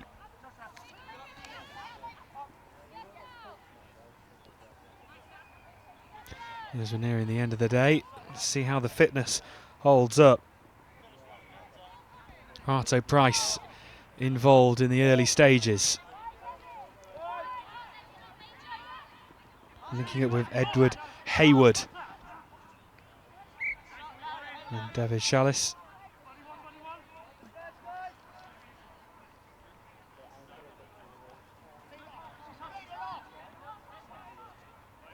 A quick turnover, and Exeter Raptors have the opportunity to attack this one. What are they going to do? 6 touches in the Thames Valley Vikings half.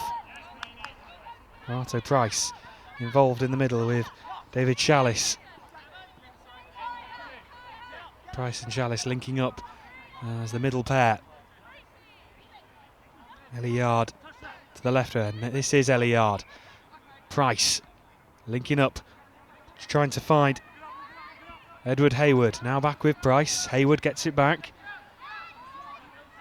Price bursting towards the touchline, trying to look for David Chalice, although finds on the far side, and it is an opening try. Sophie Arthur-Knott. And after 3 minutes, Exeter Raptors get the first score in the final game. It was good work by Elliard to find Sophie Arthur-Knott. And after 3 minutes, it's the Raptors who take the advantage. And the Thames Valley Vikings respond in this one. A couple of young guns in the side. Nice build-up play though.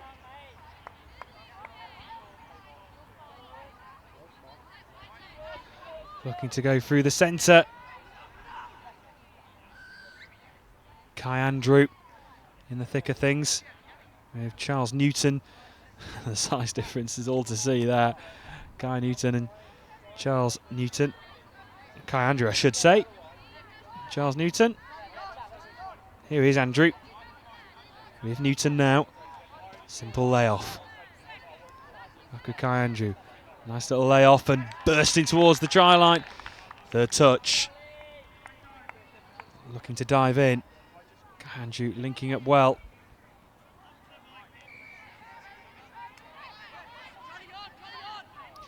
Now with Charles Newton looking for the wing.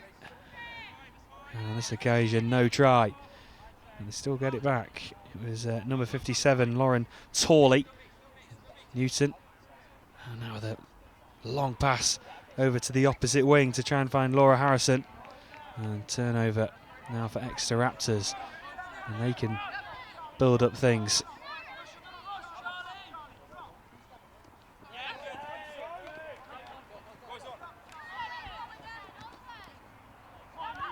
So the Arthur-Knott in the middle of it all. with Dominic Brooke. Ewan Armstrong involved as well. Armstrong now with Brooke. In towards the 5 metre line. And in they come. Here we go. Raptors looking to try and add to the scoreline. And they certainly do just that. Ellie Yard, she assisted the first try and now has got one for herself this time around. And the fabulous work from Ewan Armstrong, an England mixed open international, linking up with Ellie Yard, and that is the second try of the game for Exeter Raptors.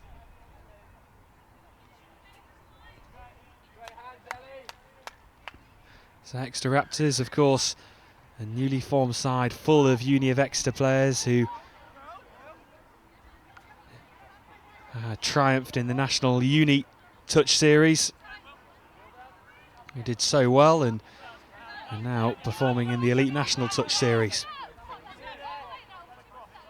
And of course a reminder that we do it all over again tomorrow, although we enter the knockout stages, and a reminder of course the first and second in the elite groups will advance to the quarter-finals, and if you lose the quarter-final, enter the elite plate. So we'll wait for the final standings and see who will be playing who in the quarter-finals tomorrow. Here come Thames Valley Vikings, looking to try and respond, looking to try and get on the scoreboard at least. Lucy Neal Hook involved in the build-up, and a pass that's poor and is not picked up, and a turnover to Exeter Raptors. So the talk of the day has been how players have come back from Malaysia in all the different age categories and the tough conditions they had, but the success that brought with it as well. And it's not been as hot as Malaysia, but it's certainly been relatively hot at parts today. Just a bit overcast now. Just a bit of sticky weather as we enter into the late afternoon period.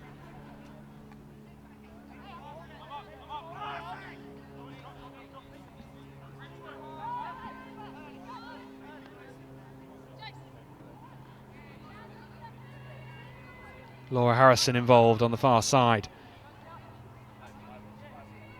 Jason Grace, a newbie onto the field, although turnover now for Exeter Raptors.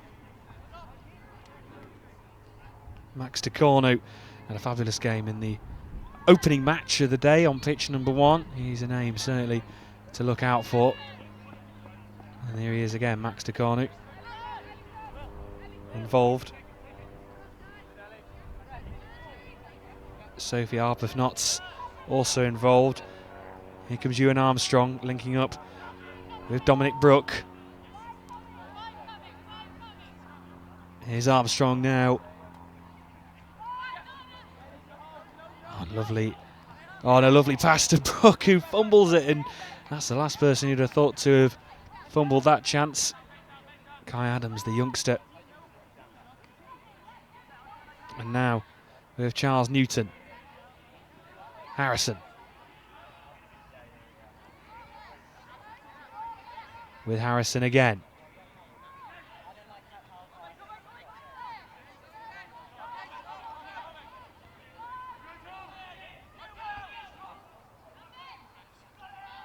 Brennan involved, looking to try and score.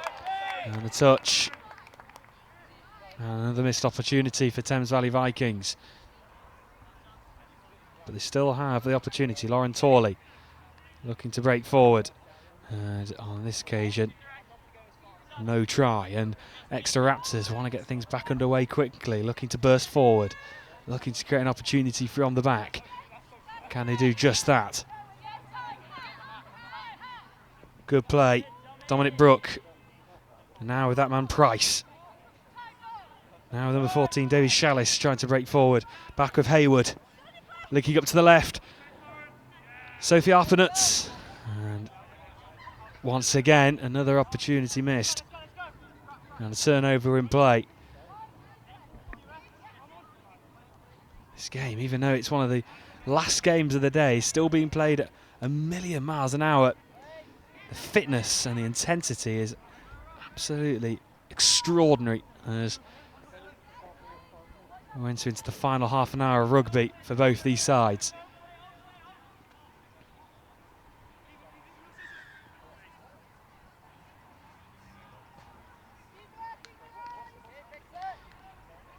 And also massive credit must go to the referees who've been on rotation on the pitches throughout the day and have done an absolutely stellar job keeping everything ticking along nicely.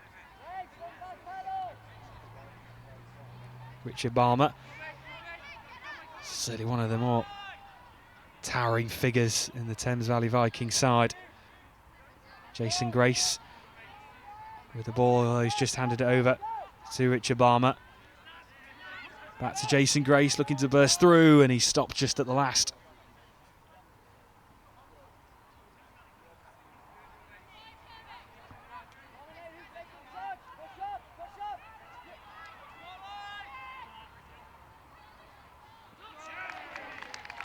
Victoria shoot. Oh, she just got over the line.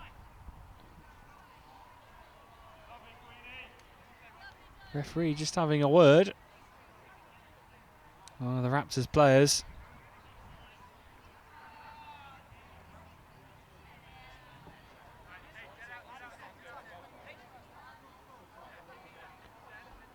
So turnover in possession, and here come Exeter Raptors as we approach the 12-minute mark. Looking to build from the back once again. Arthur Knotts lays it off to Yard. Yard lays it off to the middleman.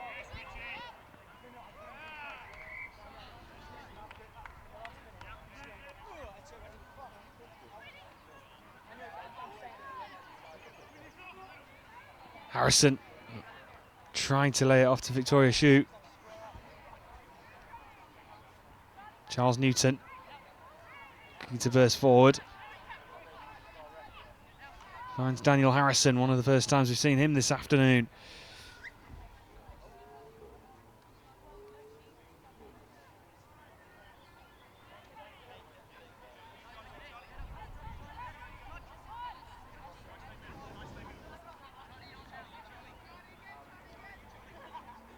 Kai Adams showing the maturity of a much older player there. Just biding his time. Charles Newton. Lucy Neal Hook behind him, and here's Kai Adams. Kai Andrew. Charles Newton. Back with Neal Hook. Now back with Newton looking to break forward. And there is, waiting for the referee's confirmation. There it is, the try. Lauren Torley in the corner. It was fabulous play once again from Charles Newton, who has been absolutely stellar in the first half for Thames Valley Vikings, and it's a try they needed from the University of Loughborough. So playing for Loughborough students.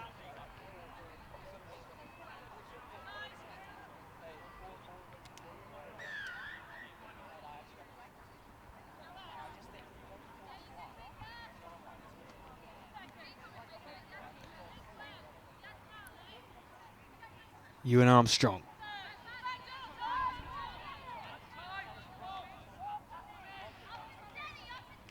Just trying to drag the Thames Valley Vikings away from the trialer, looking to try and build up an opportunity again. Arthur Knotts just can't handle it and loses possession. And the opportunity is gone, and it's another low-scoring game, although we're getting closer to the 5 minutes to go mark in the first half, and those are the times where you want to try and get those tries just before half-time. It can be a real momentum changer. Here's Harrison once again.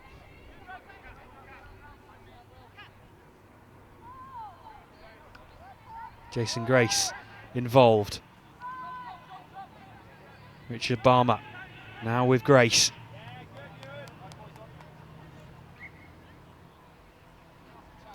So 5 minutes to go in the first half.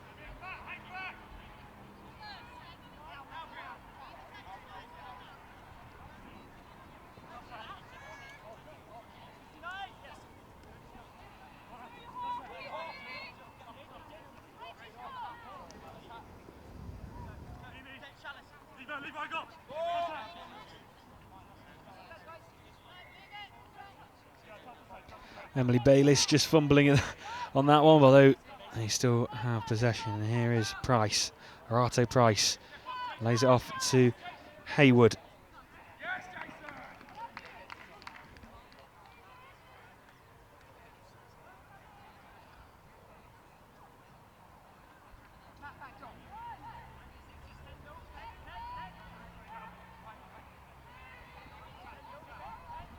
Harrison, Charles Newton now over the halfway line, looking to push forward. Here's the number 5. Charles Newton once again in the middle of all the attacking phases for Thames Valley Vikings, although turnover possession and a reprieve for Exeter Rapids. Haywood, now with Price. Haywood again. Emily Bayliss, the number 16. Guy Adams stops her in her track.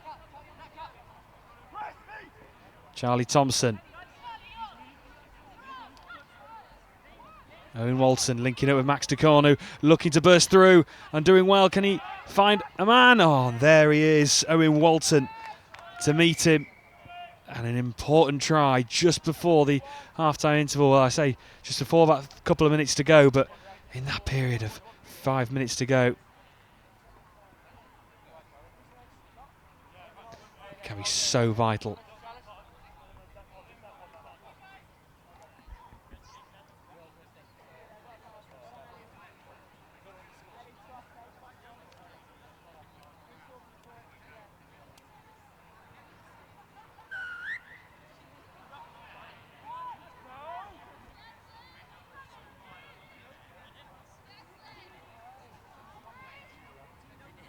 Brennan and Neil Hook linking up in the middle and finds the on-running 54. It's Tom Simpson bursting through. And the try for Thames Valley Vikings, so an important response.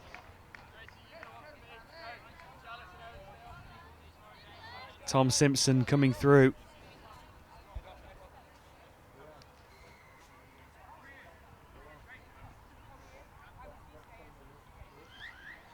So 2 minutes to go until half time. Is there going to be another try on the scoreboard? Sophie Arpernot in the middle of Bayliss, and now here we are with Dominic Brook. Dominic Brook looking to break forward, and there potentially, and there it is. Arato Price.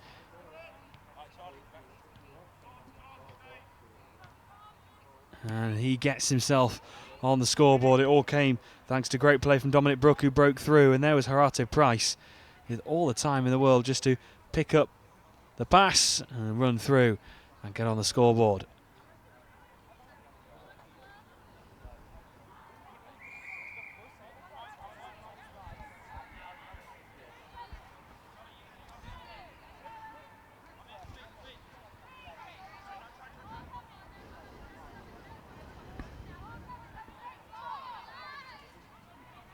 Lucy Neal Hook involved with Tom Simpson. The opportunity just lost at the present moment, but Tom Simpson has the chance. Neal Hook, Simpson now. Simpson, Lawton Davis to the left of him. Neal Hook, Simpson, Grace. Back to Simpson, looking towards the try line. And there goes the hooter. And that is the half-time break. So, the score at half-time. Thames Valley Vikings 2. Exeter Raptors 4. And that try, just with a couple of minutes to go, has just extended Exeter Rapids' gap to 2 points. So a big second half for both sides. Our final 20 minutes of touch rugby to come here in Banbury. Don't go anywhere.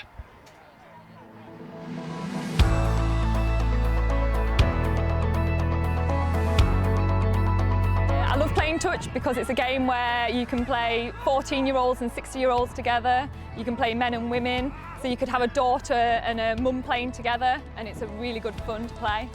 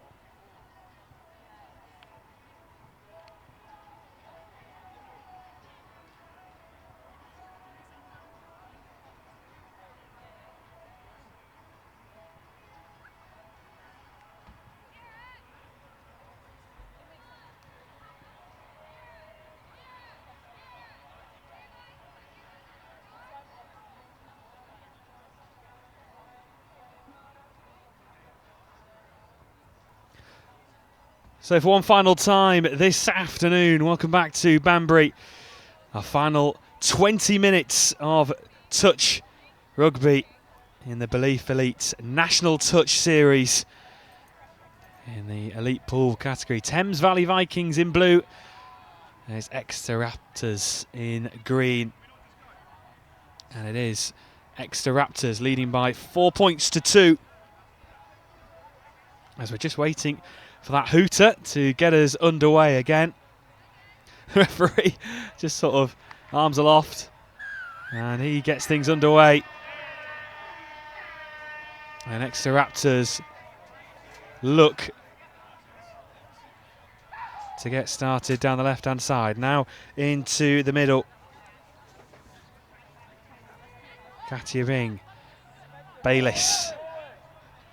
Now back with Bing in the middle. Bayliss once again looking to drive forward. Laying it off to Yard. She got on the score sheet in the first half. Now with number 23, Horato Price, who we saw him heavily involved in the first half and earlier on in the day, looking to burst forward, looking to try and get across the try line. And inside the opening minute, they get on the scoreboard. Horato Price involved once again, bursting forward. And that's the perfect start for Exeter Raptors.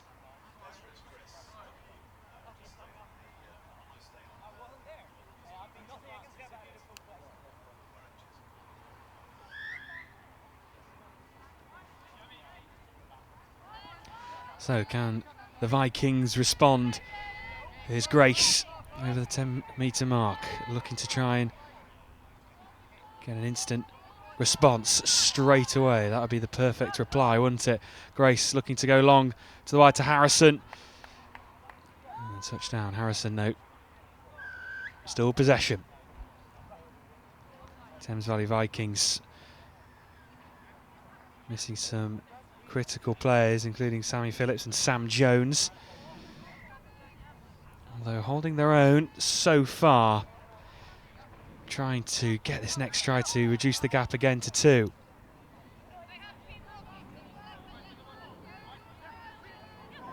Tom Lawton-Davis involved. Simpson comes through. And that's another brilliant try. So in the opening 2 minutes, a try apiece. And Tom Simpson bursting through from the 5-metre.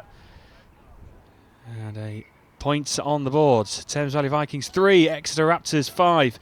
After 22 minutes. And do we have a close game on our hands? We saw another one in the Premiership pool between G-Force Guildford and Galaxy Knights. It was Galaxy Knights who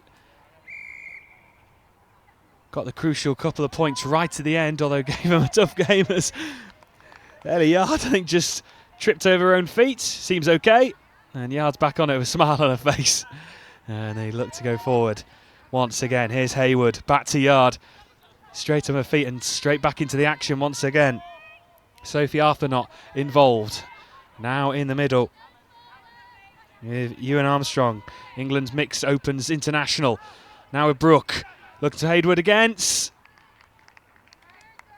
Referee waiting for confirmation. Try given. And the Raptors restore their 3 points advantage. So what a start to this second half already. And Thames Valley Vikings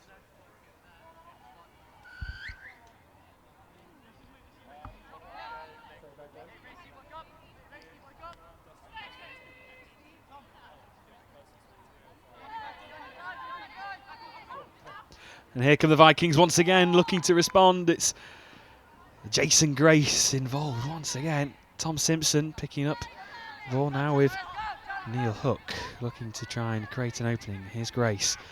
Oh, and an offload to Neil Hook. She just couldn't hold on. It was a clever little flick behind. An opportunity gone.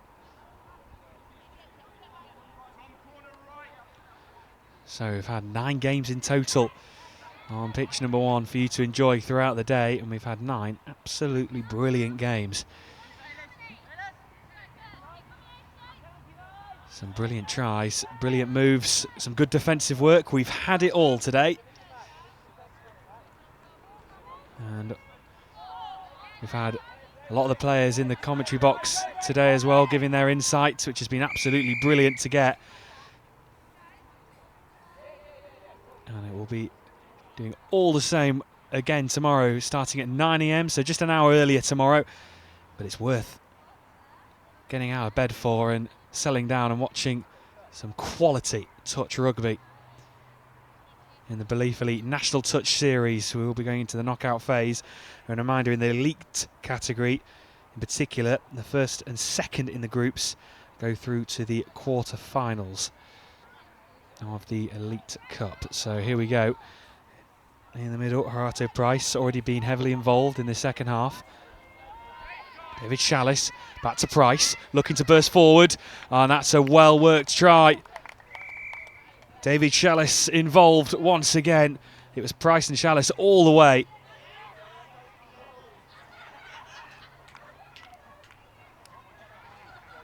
And they now have a 4-point gap.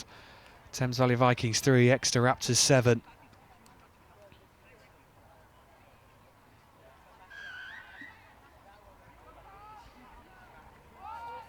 And looking to go straight through the middle again, and poor pickup. Is that just the mental side and that mental fatigue? It's been a long day.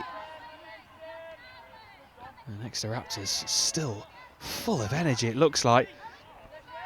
Dominic Brooke coming forward once again. Sophie Arthurnuts in the thick of things. Charlie Thompson.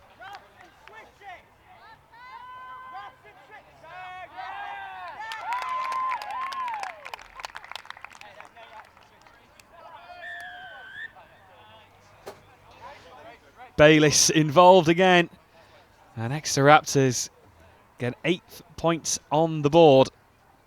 26.5 minutes gone. Thames Valley Vikings 3, Exeter Raptors 8.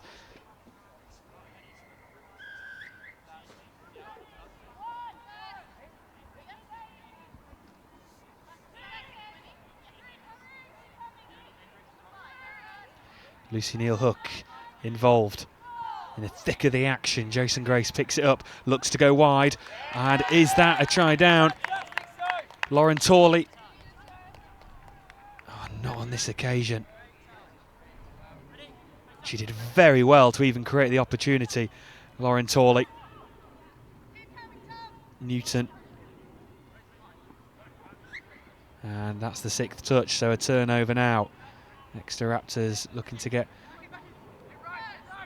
things back underway quickly. Yard, who took a fumble just earlier, but seemed to recover well. Here's Horato Price. Ewan Armstrong. Hayward, back to Armstrong. And it was Horato Price actually who just picked up the loose ball. Hayward, now it is with that man, Ewan Armstrong. Price again. Nice little hop, skip and a jump, and bursting forward back to... Oh, that was absolutely unbelievable. What a fantastic try. Let's have a look at this again. This is worth a million replays. Otto Price over the back, and Hayward with a front roll try. Absolutely stupendous from Exeter Raptors.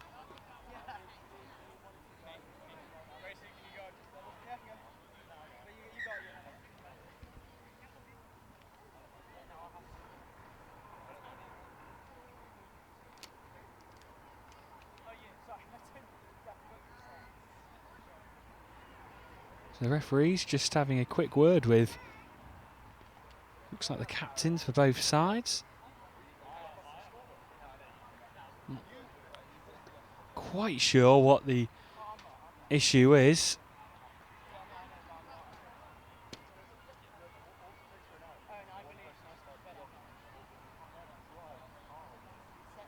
Although from a Thames Valley Viking point of view, this is wasting valuable time.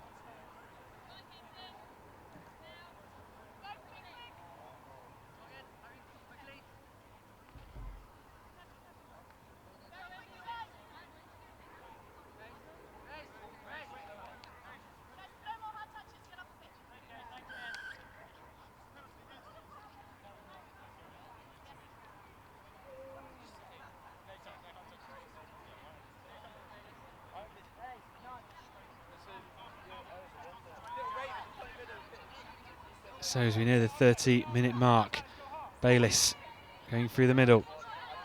David Shallis, who lays it off to Brooke. Brooke Shallis. Now with that man, DeCorno, and now with Shallis. Not quite this time. Max DeCorno. Brooke.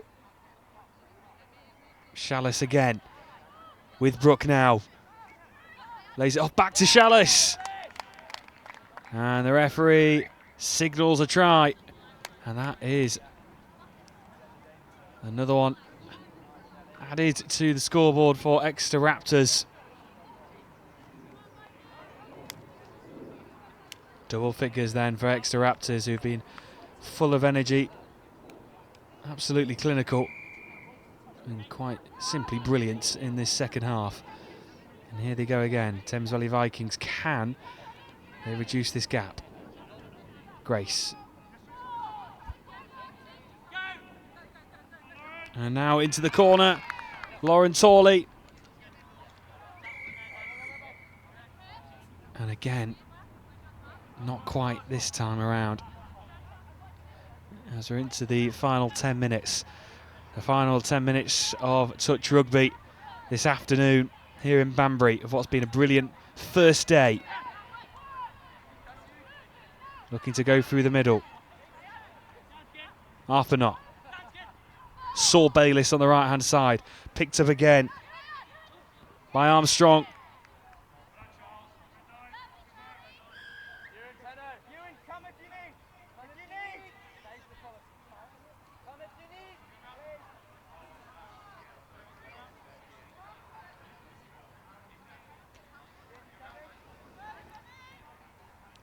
Arbuthnot looking to go again. Bayliss. Armstrong. Slowing the clock. Slowing the play down and passing the time through. And Bayliss, not on this occasion, gets the try. 8 minutes to go then.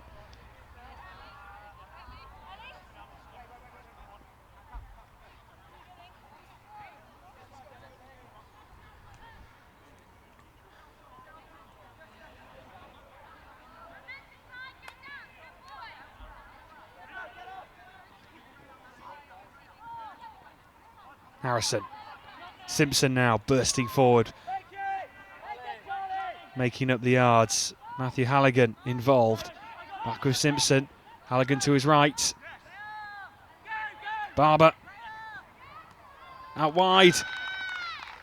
And this time around, we have the try. Lauren Torley, she's been threatening throughout the game and finally gets a try.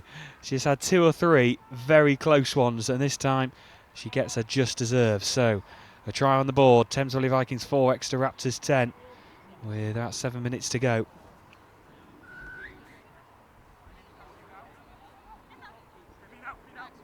Bayliss looking to go forward. Yard to the right of her. Shallis to the left. Now it is with Yard with Shallis now.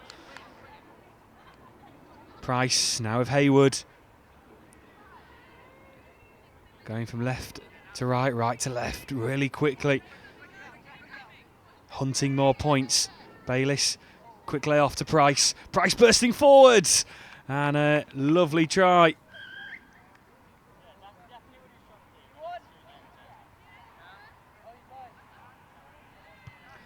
And the Exeter Raptors add another one to the scoreboard.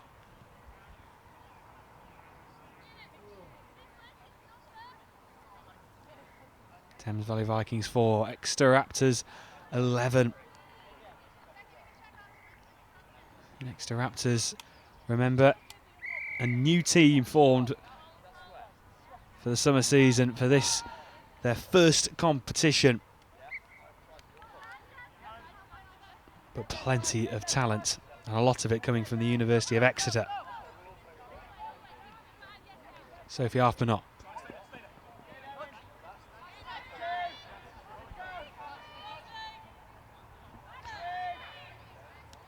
Arpinot.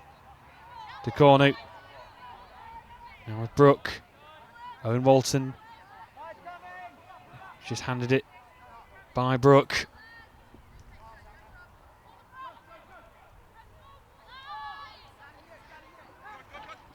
Dominic Brooke looking to come through, but stopped just before the try line. Neil Hook. Charles Newton. Neil Hook once again. Simpson. Just a quick layoff. Simpson gets it back. Powering towards the try line. Here's Grace. And now here's Torley.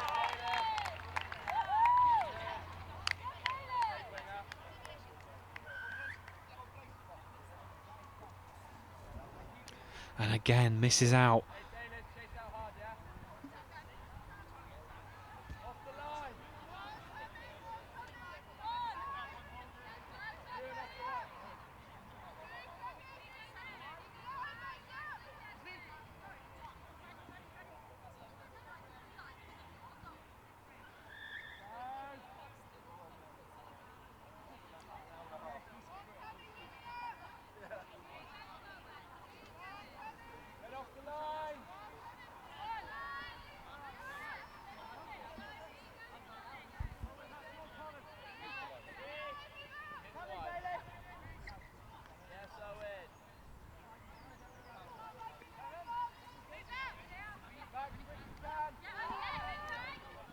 De Cornu and Walton just bumping into each other. De Cornu now with Walton, now with Bayliss wide on the wing.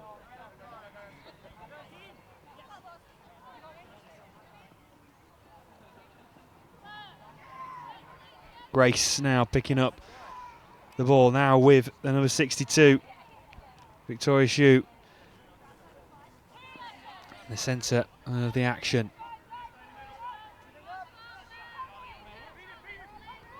Richard Balmer, the towering presence of Richard Balmer. Grace to the left of him. Shue to the right. Lays it off to Shue. Looking to burst through. Simpson now. Has he done it? Not quite. So under 3 minutes to go.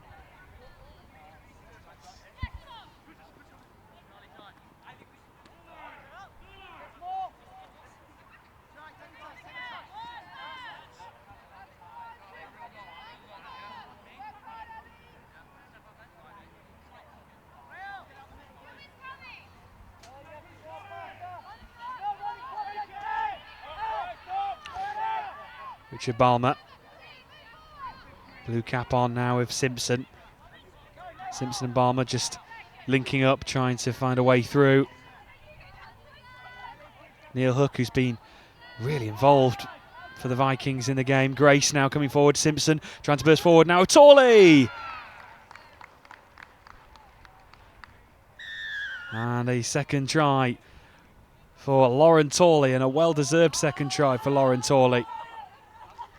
She's been worked really hard and got herself into some fantastic positions, and she's deserved those couple of tries. And it was a really lovely passage of play from the Vikings.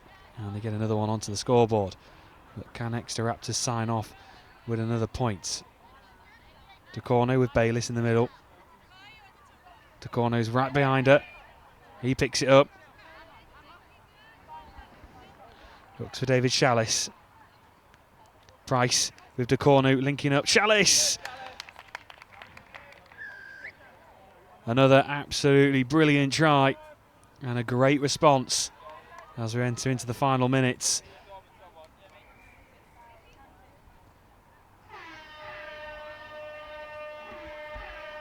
Well, there's a minute to go on the scoreboard, but the hooter has sounded, and that is full time here at Banbury. And it is a win for the Exeter Raptors, who wrap up the day with a victory. So what a day we have had here at Banbury for the First round of the Belief Elite National Touch Series, and that finishes all the pool games. And tomorrow we now move on to the serious stuff of the knockout games. So make sure to join us tomorrow from 9 AM, and we'll start all those knockout games for day 2 of round 1 of the Belief Elite National Touch Series. Thank you very much for joining us throughout the day. We hope you have a pleasant evening, and we'll see you bright and early once again tomorrow. Thank you.